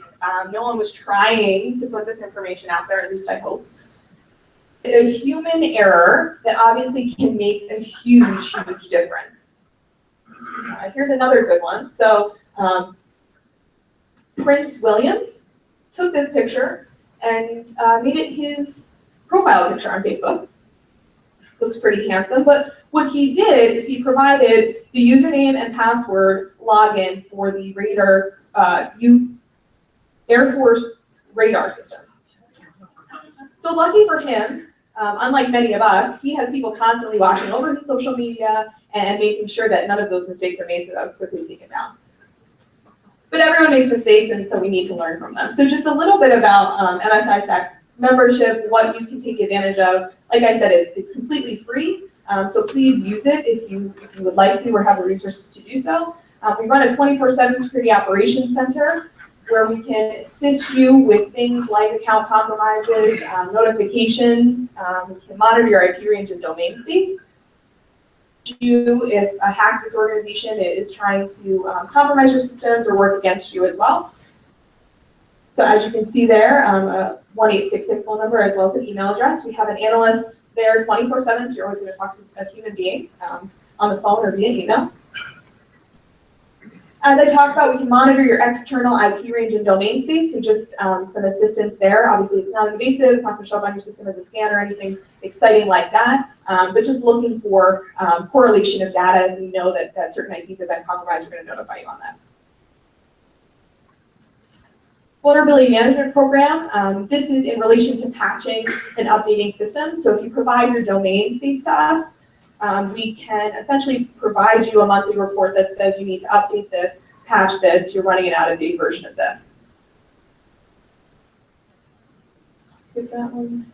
We also have a malicious code analysis platform, which is essentially allowing you to privately analyze malware. So if you have anyone in your organization that can analyze malware, if you have staff dedicated to that, we have a private sandbox environment for you to do so. So instead of using a site like VirusTotal where you're analyzing malware, which the bad guys look at much more closer than the good guys do, you can take advantage of this. So this is probably, if no one's paying attention, which is fine with me, the most important thing I'll say today. So we have a computer emergency response team that provides incident response at no cost. At no cost, it's free. So if you need to take advantage of it, please write down that phone number and email address, and we're happy to help you. Like I said, if you pay your taxes or you don't, not my business, you can take advantage of this service, so please do so. If you ever feel threatened or know you're experiencing an attack, please contact us. We also offer a lot of different communications that you can use in your environment, whether it be for your networking team or for education and awareness. So we send out advisories, which is any vulnerability out there that allows for remote code execution. So you probably want to take a look at that, update your systems, patch, etc. We also have a monthly newsletter that we send out. So this is pertinent to employees, whether it be at home or in business. This one was specific to, oh, surprise, unique passwords. I did not do that on purpose, but what we've talked about a lot today. So we also send out information like summer travel scams, things like that. After that, you can rebrand them, put on your city or county logo, and send them out to your end users. We also send out a malware IP and domain report, so known bad IPs and domains that we're observing in the space. A little bit of information if you want to put it into your security devices to block that, anything to sort of help you lower your security events on your end. We also send out cyber alerts, advisories like I talked about, a lot of intelligence papers. So if we're seeing something that's sort of, a lot of you, we're probably going to publish an intelligence paper on it, provide some information on this particular item, as well as recommendations and intelligence that we've gathered on that particular topic. We also have an annual meeting every year. This year it's in San Antonio. Danielle was just talking to me about that. I'm excited for some warmth. It's actually next week. So a lot of you are going to miss that, but if you do become members, we'd be happy to have you in 2017. So really, really quick, what can you do? Patch, like I said, it's the unsexy answer, but it's the good answer. Patch, make sure you're running up-to-date versions of all of your systems. Using defensive software, backing up, so if you are hit with ransomware, you can restore to a healthy state instead of paying that ransom. Enforcing unique passwords. We'll skip through that. Information sharing is important. Obviously, by the title of my organization, I think you should probably be aware of that. But one of the things that I want to highlight is if you need help, please don't feel scared to ask. A lot of times, you'll go to different meetings or conferences, and people will say, "Who here has experienced a system compromise?" No one wants to raise their hand because that's either embarrassing or they don't want other organizations to know that they've experienced that. But what we've come to find, even if you want to just talk to the individual that needs to do the incident response, it's important to ask for help because together we're actually stronger than we are apart, and we need to come together to make sure that can happen. So who do I call? Again, provide that information out there. I left some pamphlets with Danielle. They're out on the counter if anyone wants to take them. I'll also be here until the end of the conference if anyone has any questions. There's my information if anyone needs it. And does anyone have any questions? I think I ran pretty long on time, sorry. Questions from anybody? No, good. Okay, thank you everyone. Oh, sorry. Did you put up that one screenshot that had the phone number and email for the Telephone number. For the Security Operations Center? Yeah. Yeah, so it's actually right there, if you can see it. Okay, is that the same one that you have there? Yeah, they're all the same. Yep. Thank you. Sure, of course. Yeah, I probably should have asked this. no, that's okay. The TLP white Yeah. green, what does that mean? Sure, so we use traffic light protocol which is essentially, obviously, we're not sharing any sort of classified information. We can't do that. So what we share is what we would call sensitive. So obviously, we're a trusted environment specific to government. And so we don't want to send information out to federal governments that are specific to state and local governments. So like I said, we provide a trusted space. So as they go up, red would essentially mean your eyes only, white can be publicly shared. It's probably up on our website and sort of in the range there. Anything else? Okay, thank you everyone.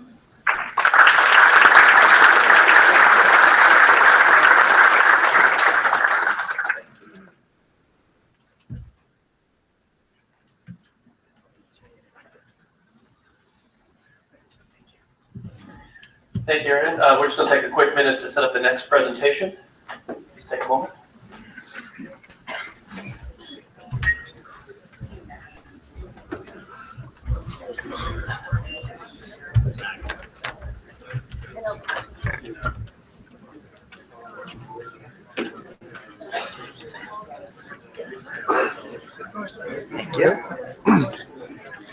So you have your own clicker? Yeah, it's over by my go grab it. There we go.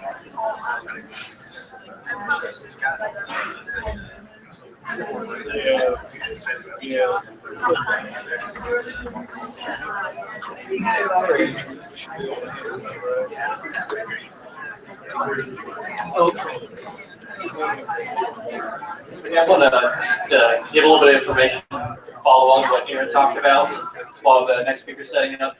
Just so that you're aware, the state does sponsor, work with the MSI-SAC, so we currently use their monitoring services on our network, and we use their services for vulnerability management monitoring and then incident response.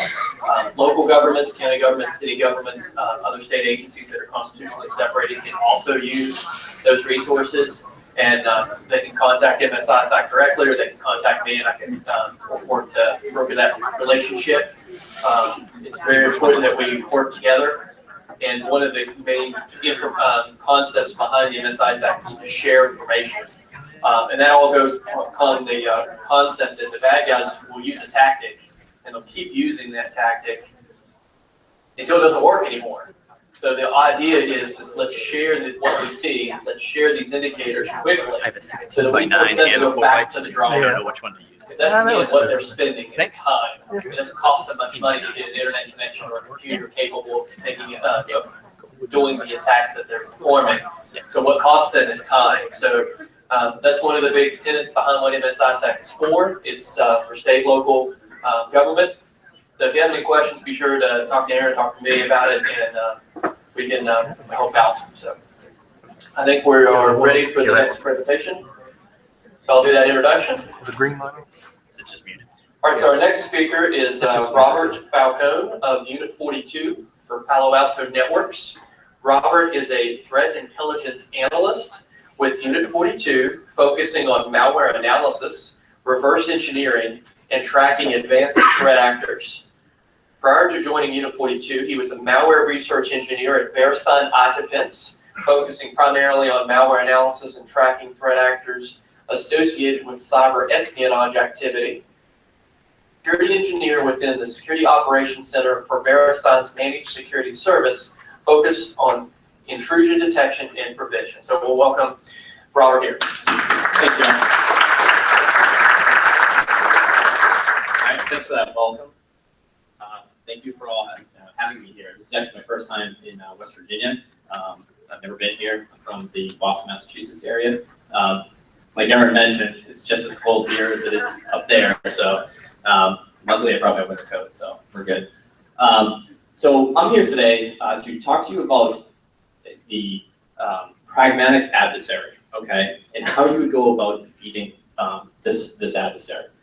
So what I'm going to do is I'm actually going to just introduce the concept of what this is, and then we'll just go through almost like a case study, right from the beginning to the end of the adversary's attack campaigns and stuff like that, okay? So Josh kind of already introduced me, but this is me. That's my Twitter handle. It's mostly work related. I sometimes post which beer I'm drinking, but it's mostly work related about the adversaries and threats that we're tracking at the moment. Like Josh said, I'm a threat intelligence analyst. My main focus is reverse engineering and malware analysis, with a clear and obvious focus on cyber espionage. I don't deal with ransomware campaigns and things like that. It's mostly state-sponsored targeted attacks.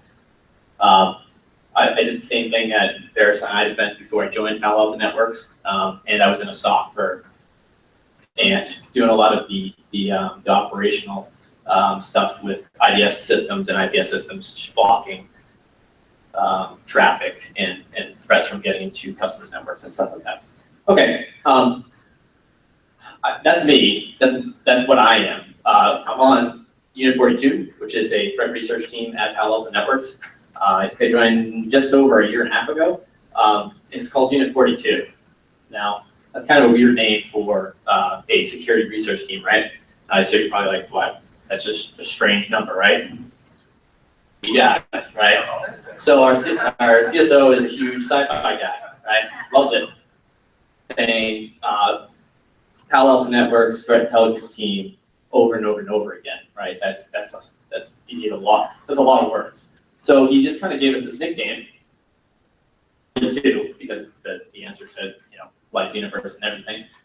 So it kind of stuck, and we've been Unit 42 for the last, I think, 2.5 years now. So yeah, so that's where that came from. But what is Unit 42? What's our goal, right? So our mission is to take all the data that's available to us, whether it's the internal data that we're collecting, or from other information sharing. We take that data and we try to find or identify threats, what resources they have, what tactics they use when trying to attack our customers, and try to figure out what their motivations are. And in some cases, their motivations are kind of difficult to figure out, especially in the cyber espionage space, but that's what our mission is. That being said, now we know a little bit of background about me and what my team does. And the other thing is we're all over the place. We have our headquarters is in Santa Clara, right? But we only have one guy in California. We're all over the place. One person's in Tokyo, one's in Singapore. We have some in Seattle. I'm obviously in Boston, so we're all over the place. We have a whole bunch of different skill sets. But the idea is that that we're actively researching, we share to the greater community, right? And it's usually via our blog, which is now I'm a professional blogger. Never thought I'd ever say that, but we also write white papers and things like that. So if you want to just keep an eye on what we're researching and you can consume our indicators, you just see them at the blog. We're just putting out 2 a week at this point, so there's a lot of good content there. So. All right, enough about me and my team. Let's talk about your adversary, okay? I mentioned that this talk is about the pragmatic adversary. But who is this threat? Who's the adversary, right? And you usually see in presentations like this nondescript black hat icon that is supposed to represent the threat that you're facing as an organization. And this presentation is mostly focused on organizations, okay? Well, I don't think the security community, and definitely not Hollywood, they do a terrible job explaining what this threat is, right? Is it Emperor Palpatine from Star Wars, who's gonna, manipulate star systems to attack your network, and then uses lightning bolt fingers to kind of attack it? That's not your threat. That's not your adversary. Is it Frenzy? Who knows? Does anyone know what Frenzy is? Transformers, yeah. Sneaks onto Air Force One as a boombox, and then when no one's looking, he touches the computer, and then he hacks the entire U.S. government. That's not your guy either. Okay. So Hollywood's really bad at this thing, and I really wish I knew this was going to be like a superhero and villain kind of thing, so we used Marvel characters, but I just don't know. So who is your threat? It's this guy, this nondescript guy, okay? It could be a girl, but I just chose a guy. This is your adversary, okay? He's got a kid, and he may even have a dog, okay? And he may even be allergic to that dog, we don't know, right? But what we do know about your adversary is he has a boss somewhere. It may be himself is a boss, but someone is telling your threat, your adversary, the person that's going to breach your network, what to do and what you have to do, okay? So this is your threat. This is, see that little TPA? That's my acronym for the pragmatic adversary. This is the pragmatic adversary. What does that mean? Just fancy talk for, well, actually, just let me read the definition because I had to look it up myself. Dealing with things sensibly and realistically in a way that is based on practical rather than theoretical considerations, right? That's just a long-winded way of saying this attacker is not going to do anything. He's not going to reinvent the wheel to attack your network, okay? He's going to use what works and the easy stuff to try to breach your network. He'll keep trying, and you'll have to, his approaches as he goes along, but he's going to start with the easy stuff first and not try to, do anything crazy, okay? Because this is just a guy, right? And I'm really sick of saying the pragmatic adversary, I'm dumping that. We're just going to call him Bob, right? It's a guy at the other end of the keyboard, so this is now Bob, okay? I like that name. Obviously, it's kind of a nickname of mine. It's one syllable. It's way easier to say than pragmatic adversary. And it's a palindrome, so that goes a long way in my book, okay? It's the same both ways. So. What is Bob's mission? Now, we mentioned Bob has a boss, and he is going to give him tasks and objectives that he must reach to be successful, right? So what is Bob's overall mission here? It's three points. It's to get in to the network, whatever job he's been assigned done, and I have undetected in parentheses there, but that's his main goal. His mission is to get in, get the job done, and get out. And if he is undetected, that's obviously way better. So how does Bob on the other side of the world, as Erin said, how does he get from his keyboard to your network? Well, he typically, very, very, very simple approach. To accomplish a whole bunch of tasks, approach to be successful. And has anyone ever seen like a cyber kill chain or life cycle, or see a couple hands? Okay. This is what we follow. Every security organization has some sort of variation of this, but the concept is usually the same, that an attacker has to go through to breach a network, okay? And there may be more phases at different companies, or the names are different, or the concept is the same, okay? So what we're gonna do is, I'm just gonna briefly talk about each one of these phases, and then we're gonna go through all of these phases from the perspective of Bob, okay? First phase, did it work? Okay, good. There's a little box there. The first phase is reconnaissance. This is where the adversary has to do a little bit of recon work. He needs to be able to gather information, targeting lists, content he's going to use in social engineering themes, that kind of stuff. He's going to perform that in this phase. And after this phase, we're going to move into weaponization and delivery. I actually don't like the word weaponization. I think it omits too much. So I'm going to call it staging and delivery, okay? And what happens in this phase is, this is where the threat is going to develop or gather the tools that he's going to need to deliver to the targeted individual, okay? Now, the reason why I call this staging, or I like to call it staging, is because it omits, by calling it weaponization, it omits things like setting up infrastructure, registering domains that are required to support the payloads and other things that are needed for this to work. And then delivery is just when actually goes active and attacks his target.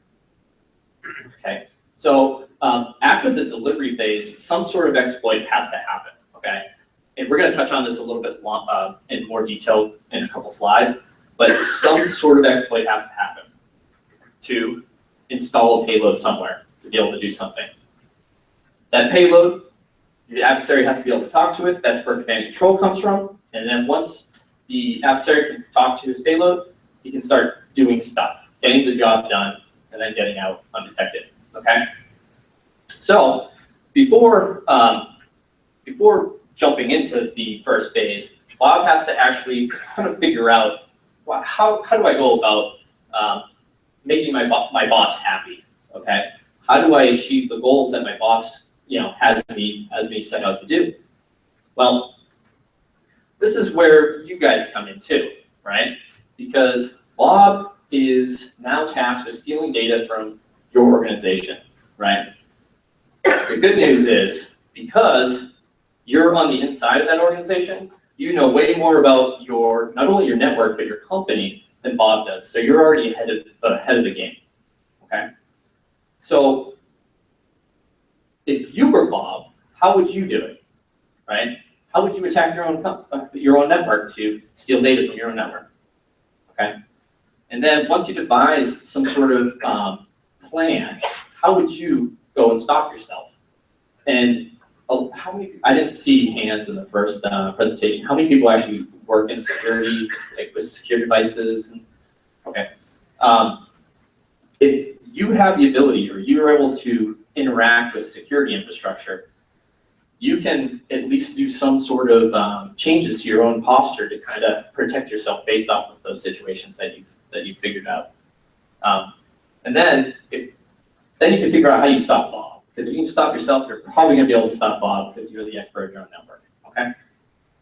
So let's jump into the first phase. Okay. Like I said, reconnaissance has to be done.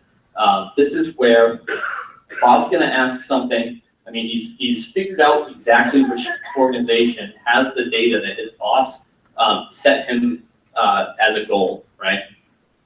So now that Bob knows which organization to attack, he needs to find who in that organization he has to attack, right? Where do you find that kind of information? Show of hands. First thing you do. LinkedIn. Second thing you look at. Third thing. All right, I'll just do Google. Sorry, that fails. Sorry, everyone. Those are really good, and one of those is going to come up in a second. But I chose Google as the first one I'd go to. Why? Because it's super easy. You just go on there. And this Google search I have here, you can't see it because. But anyway, it's looking for I believe it's attendees in a spreadsheet. Yeah. So what this Google search did, and I mean, you can do some, Google Kung Fu to kind of like make this more accurate towards your specific target. But you wouldn't imagine how many spreadsheets are out there that have, email addresses of, people associated with your affiliation. So, which company they work for. So then you can just use that to generate a targeting list, right? So now, here's that example, and you can't read that either. This specific one, I think, was weather.gov. I think that's the one that popped up. It's the first one that came up. It had everyone's name that attended a conference or a meeting, and it had their name, had their affiliation, their title, their phone number, their email address, and there's one other column I don't remember. But if you think about that, now Bob knows who he can target, right? And also a whole bunch of information that he can glean from that, craft pretty legitimate looking email. Like, hey, you attended this meeting. I got your phone number, but I was off by one number. Hey, can you click this link? Yeah, that kind of stuff. So this is the first thing that Bob's going to do in the recon phase. Second thing, Bob has to know what he's up against, okay? He has to know what security mechanisms are running in the network of the organization he's targeting, right? He doesn't want to get detected, because remember, that's one of his goals. Job postings is a great spot to find what an organization is running for security safeguards, okay? This one, it's a preferred experience. It's a job posting. They're saying, hey, we need someone to come work for us that has experience with Cisco routers, switches, and firewalls. Experience with NetMotion VPNs. So now Bob, not only does he know that you're running Cisco appliances, but he also knows what application you're going to use or your organization uses to connect in. So that's good information. Also, you kind of have to do this from an organizational standpoint, right? If you want to hire the right talent to come on to work for this job, you kind of have to be descriptive, right? So you have to kind of let people know what's in, what they're going to be working with. So another place, LinkedIn, you mentioned it. It's great. LinkedIn does a great job kind of putting everyone into their organization, so you can search the organization and then, look through their experience, and all of a sudden you've got, in this case, it was a Juniper NetScreen and a McAfee firewall, and they were working with a Cisco IDS as well. So, well, now we know that that organization probably has all those security appliances on the network. That's what Bob has to evade. That's what he's dealing with. Okay, so that's the recon phase. Let's move on to the next one, weaponization and delivery. I kind of avoided the weaponization phase. I didn't want to get into how Bob goes about developing and all that stuff. So let's just focus on the delivery portion. So how does Bob get to all of those people that he found in that, let's just use that weather.gov attendees list as an example. How does he get there? Well, he's got some options. And they were mentioned, a couple of them already in prior presentations. He's got a lot of options at his disposal. I kind of grouped them here, and you may not be able to read those, but the first one right here is spear phishing. This is where Bob can send specific, very, very targeted emails, but we're also seeing the use of social networking sites as well for spear phishing. These are very, very targeted attacks, and I'll show an example in a little bit. Watering hole is a little bit different. Actually, it's a lot different. Instead of being a very targeted attack on a certain person or an email address or Facebook account or whatever, this is targeting a giant swath of people that all share a common interest. Okay, so the interest is what is the target, and I'll show an example of that in a little bit as well. And then I kind of just bucketed everything else, malicious USB drives, which was mentioned already, and network exploitation, that kind of thing. So all those exist, but that's not what Bob's going to go for first, because he's pragmatic, and those things are hard. Okay, so he's going to probably start with spear phishing because it's easier. Okay, so we talked about spear phishing a little bit. I just wanted to kind of give a diagram of what happens here, and then I'll explain how Bob will go about achieving that whole parentheses undetected thing that I mentioned earlier. So he finds you, he's got your email address, he's going to send you an email. That email has either a link, which was in Aaron's presentation, or in this case, I'm going to use an attachment. It's a malicious document. If you were to fall for this and double click that exploit document, it not only installs a backdoor Trojan, but also opens this thing called a decoy document. Now, does anyone know what a decoy document is and what it's used for? Anyone? Yes, yes. It's to kind of to disguise the actual activity that's happening, right? If you were to open a Word document that you receive from email, and all of a sudden Word just crashes, that it doesn't open back up, you'd be like, well, that's weird. I clicked that attachment. I wanted to see that. I wanted to see that. Tell IT. They tell them to go figure it out. My Word's broken. But if you were to use a decoy document, you hide all that, and you pop up something that they're expecting. All while the backdoor Trojan's happening or installed, and gives Bob backdoor access. So this is theoretical. I just wanted to provide a analyze that was 2 or 3 weeks ago. God, that's really small. Sorry, that's really, you can't see that. All right, I'm going to describe this then. The from field is the European, I want to get this right, European Parliament Press Unit, okay? And the subject is upcoming press release, okay? So, again, you can't see the content, but it's really well written, no spelling errors. It even has a person's name and their associated email signature.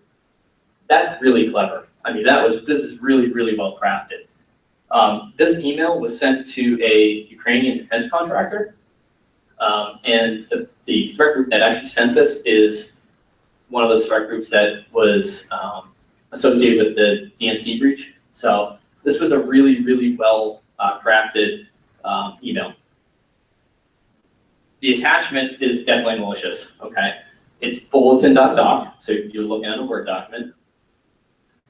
And it actually kind of, fits that whole theme. Hey, I've got an upcoming press release. Take a look at it, right? So if you double click it, this pops up. It looks like a really, really, really well written press release. It's funny because that's the decoy document, right? They stole that from, I think it was like irishtimes.com or legitimate media outlet. And they just took the content, copy and paste into a Word document. Okay, so that's kind of cool, right? But that's actually not even a Word document at all. It's a RTF file. And that RTF file, all that does is display those contents, and then it actually loads a Word document. The Word document does nothing else except for loading a flash file. And that exploits several vulnerabilities and you're owned if you were to open it. So that's spear phishing, okay? Let's talk about watering hole. And as I mentioned before, this is not targeting specifically you, but it's targeting everyone around you that share common interest. You don't have to you won't be sitting right next to each other, but you have the same interest. So how does this work? Well, Bob's going to find a website that the group of people he's targeting would likely visit, okay? In this case, I think this research was from last year. Bob was actually targeting a government in Southeast Asia. So what did he do? Well, he compromised the president's official website, right? So people that actually visited that website, he compromised it, loaded malicious code. And the people that actually visited that website, if they were vulnerable to the vulnerability that he loaded in his malicious code, they got infected. Now, Bob has backdoor access to all of the people, right? Now he has to do a little bit more effort to, kind of filter out the ones that don't have any interesting data or anything like that. So it's a little bit more work on his part, but now he has more access points to the data he's seeking after, okay? So that's watering hole. And I keep mentioning this thing of exploitation, right? This is the next phase. How does Bob get onto that system? He has to exploit something. I mentioned this. He has 2 options of exploitation, general options. One, he can exploit the user. Simple phishing, right? In this case, I think this was the same threat group that did that targeted attack on Ukrainian defense contractor.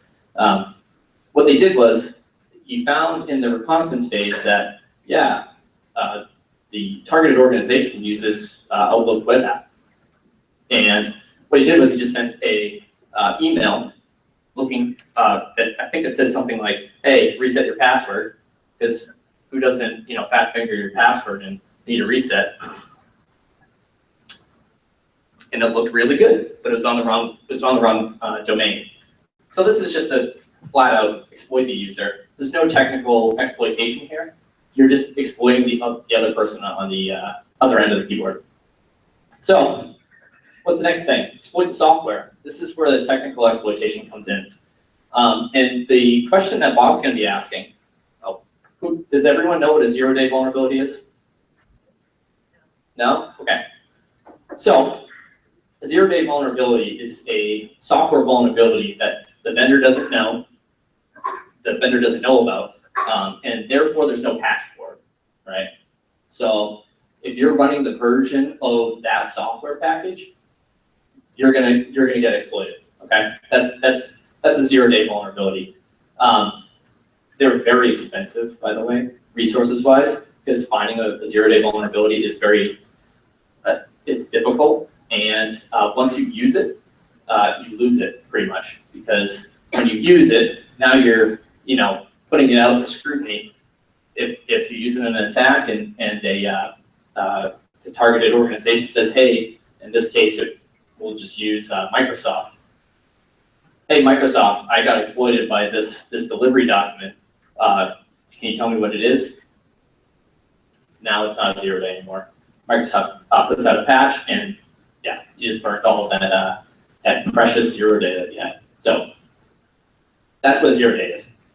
All right, so should Bob use a zero-day to compromise your network? Probably not. Why? Like I said, they're very expensive. They're very valuable to to Bob. He doesn't want to use it right away. He may. If he has one, he may use it. But why would he use it when CP 2012-0158 still works? That's a 4.5-year-old vulnerability, and it still works. I see it every single day. That's why he's going to use it first, and he can save his zero-day for another attack. Okay. But what if Bob actually uses a zero-day on you? Be proud, because that means you did your job. He couldn't get in any other way. And this is the only product pitch I'm going to give. I'm not a product guy. We should go buy Traps. That's our endpoint protection offering. And what it does is it doesn't look for specific vulnerabilities. It looks for the behaviors of an exploit instead of an actual vulnerability. So if you need any more information on that, we have a sales guy right there. So that's the only product pitch you got. So Bob figures out how to exploit a vulnerability, or a person or a vulnerability. Bob has to figure out what kind of tools he's going to use. Remember that he's delivering a payload to your system. So he's got two options, really. He can go custom. He can create his own. And the pros to this is they inherently have a low detection rate by security products. If they don't do anything crazy, they'll probably fly under the radar because they don't know about it yet. Okay. The other pro to this is that Bob has complete control over the features, the commands he can run on it, the command control channel that he can use. But the cons of this is it's very expensive from a resource standpoint. I mean, you need developers, you need skill sets, you need to not only develop the actual payload, but you need to develop the command control application to actually handle that payload. So it's expensive, right? The other option, off the shelf. What's the first thing that's good about this? It's super cheap, okay? In some cases, it's free. You can achieve a low detection rate with these.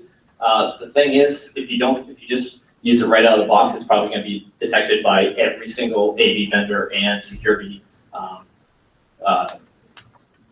security mechanism out there. However, like I said, it's free. You get what you pay for.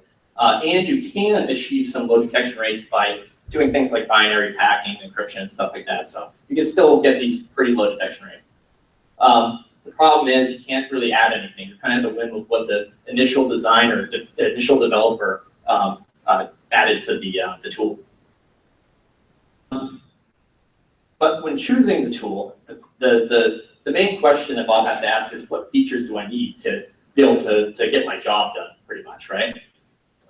You wouldn't use a hammer on a screw, right? So Bob has to figure out what he needs. And this right here is a well-known remote administration tool called Poison Ivy. Has anyone heard of Poison Ivy? Yeah, and not just the stuff that gives you a skin rash. This is a tool that's been around, I think, since like 2005 or something like that. And I still see it all the time. I think it hasn't been updated since 2008. So we're talking, this has been around for a long time. It's still being used because it's effective, okay? And free. Free is good. But why is it still used? Because it's got a great feature set in this other business, but I won't get too technical. First off, remote shell. Oh, you can't see that. Remote shell, it allows you to type in commands right on the command prompt of the infected system. That's pretty cool. You look like the user if you do that, so that's good.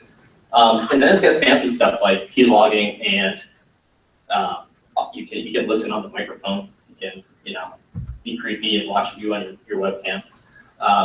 So that's what Poison Ivy offers. However, from my experience being a burst engineer, most backdoors have 3 common commands that are available, 3 features. First is the remote shell, because that's a really powerful functionality. It's upload a file and download a file. That's it. That's all you really need to have a really good backdoor, to be honest. Because if you can download additional tools to the system and you have remote shell access, you can run those tools and do other things. So where can Bob go out and find these tools? Okay. Internet, Google. Yes, Google. You've seen the theme. This is CyberGate. This is another tool just like Poison Ivy, and it was leaked a long time ago. And you can download it all over the place on the internet. In fact, if you look at the Google suggested results, and you probably can't read that either because the font's too small. The top 4 is all about where you can download CyberGate. It's the first 4. So if Bob was smart though, he wouldn't use any of these because the person that uploaded those or compiled those themselves, and then Bob would get owned. And Bob's a little bit smart, so he's not gonna fall for that. So he's gonna try to buy something. Okay, where can he buy something like this? Where can he buy Poison Ivy or buy a CyberGate? Well, luckily, the underground forums have tons of stuff, right? Active marketplaces. You can literally buy everything you need to carry out a successful attack campaign, including malware like Poison Ivy and stuff like that. But also exploits, exploit kits, exploits, and services similar to, remember that encryption and binary packing thing I mentioned? Well, you can just pay someone to do that for you. So you can get that low detection rate all the way down and not do anything, just pay someone to do it. Also, things like hosting services, you can have someone host all of your infrastructure. But Bob can also interact with other adversaries, find out what exactly works and what doesn't work. I mean, he doesn't have to talk to them, but at least he can look at the forums and see which tools are good and which tools are bad. That's what the underground forums provide Bob. So, okay, I'm not doing too bad for time. All right, so now after we have our payload installed, Bob has to set up command and control so he can talk to that payload and actually do something with it, right? So how does he go about accessing the network? And then how does he go about evading detection after being on that network? Well, here's Bob's infected systems on the left, and there's some sort of security device in the middle, probably a firewall, hopefully Palo Alto Networks one. And then there's a command and control server sitting somewhere on the internet somewhere. And that's where Bob is, right? So Bob has to start talking from that C2 server to his infected systems, right? So how does he do that? Well, he uses a networking protocol. And the most common one is HTTP and HTTPS. I would say, I'm not going to make up a percentage, but a high percentage of all command and control traffic goes over these 2 protocols. Why?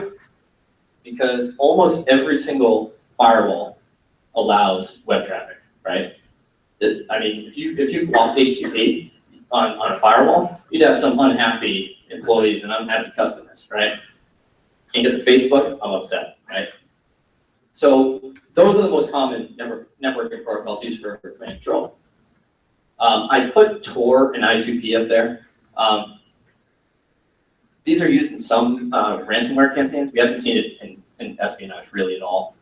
So I put it up there just for, just to have it up there. But underneath that, I don't know if you can read it, it's custom. Bob can actually, if he's making his own tool, he can actually create his own networking protocol. Why not, right? He's got complete control over it.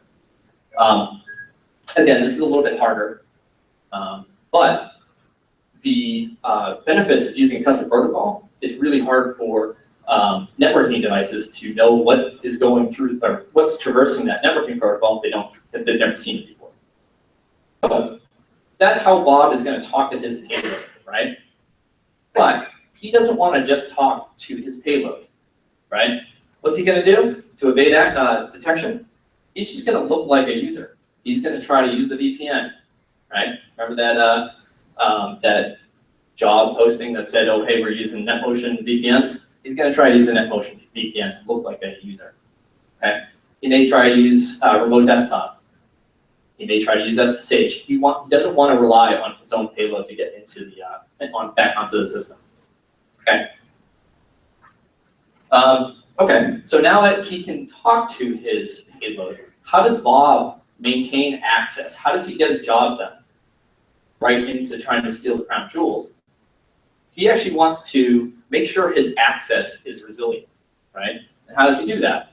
Well, first off, he's going to elevate and expand access on the current system.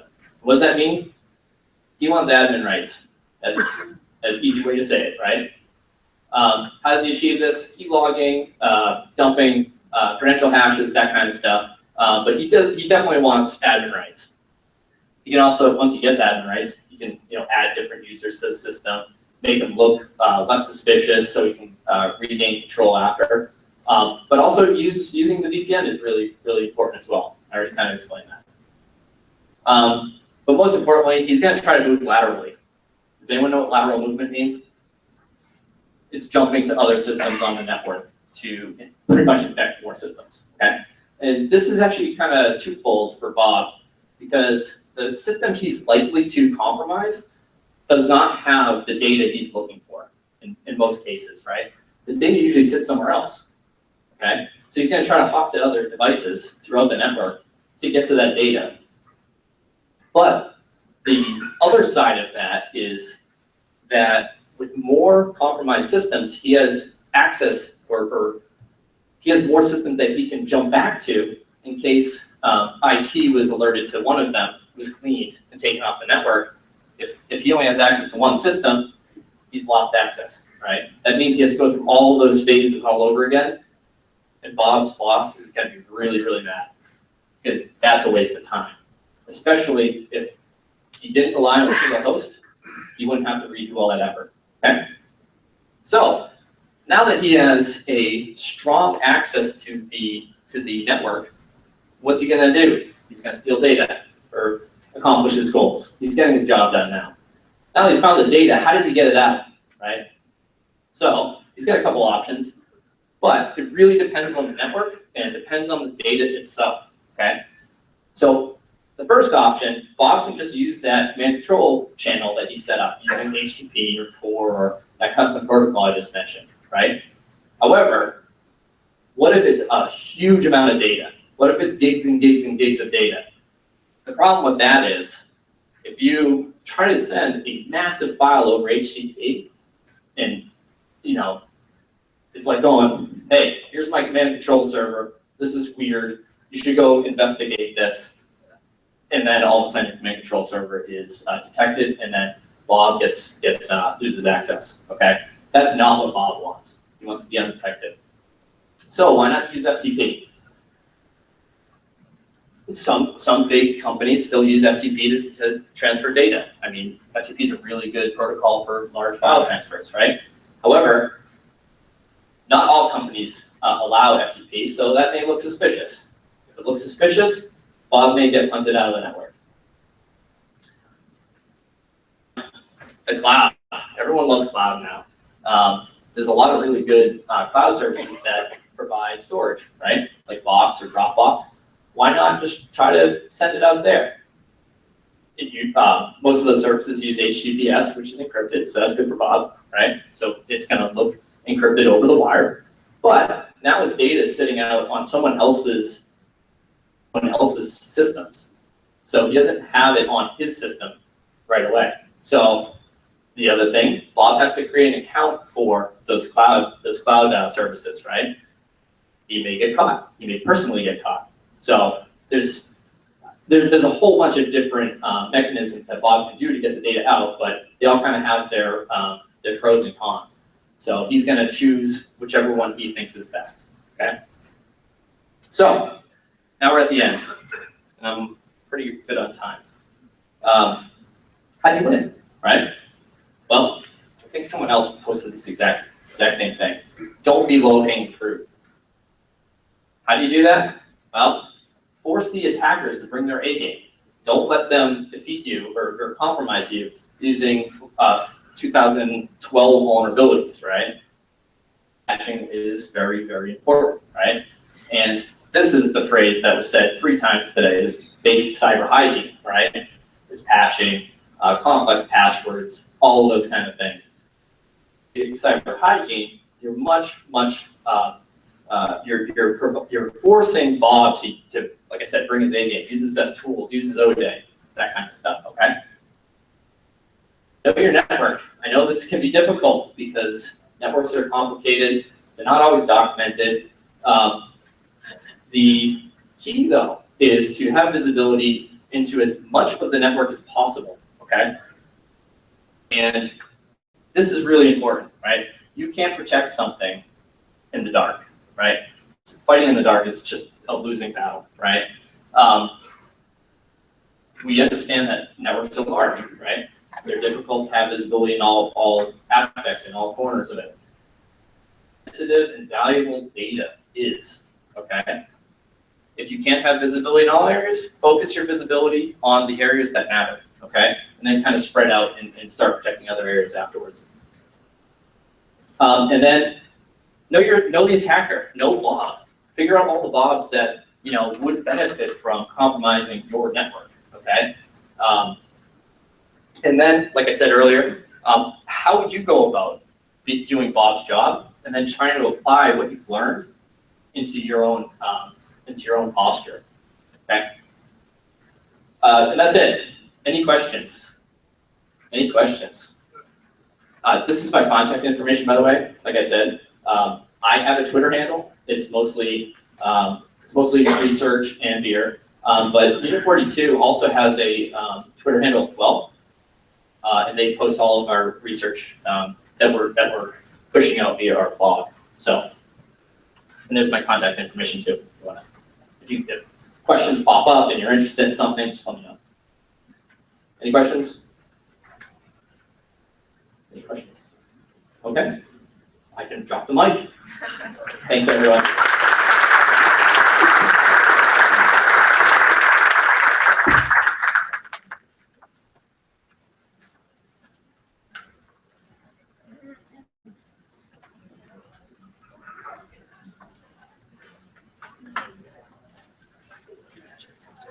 Here you go. Thank you. Yep, thank you.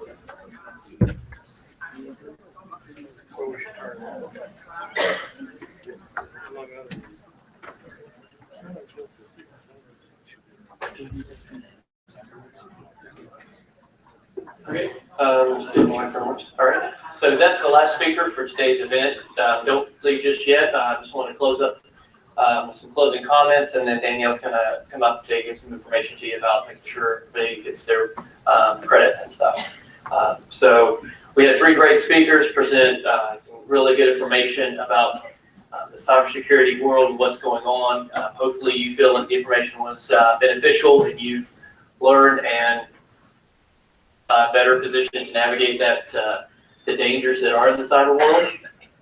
I want to take a quick moment to thank the State Chief Technology Officer, Gail Gibbon. It's through her leadership that this event's possible.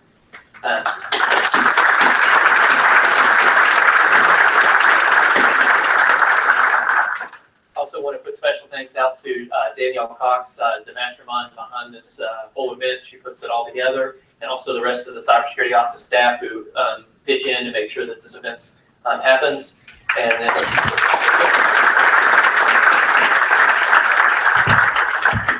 And then finally, I just want to thank you for attending, our attendees. We put this on to hopefully help you and again, help provide that information out to put you in a better position with the dangers that are out there in the cyber world. So like I said, Daniel's going to come up and give you quick information about getting credits.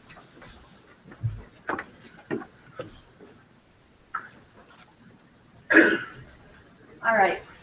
Thank you for attending. Those of you that are state employees and are using this to substitute your next year's training, if you legibly write your name on a piece of paper in the book that we provided, there's these little bags out when you leave. Just drop that in and we will make sure your training credit gets marked.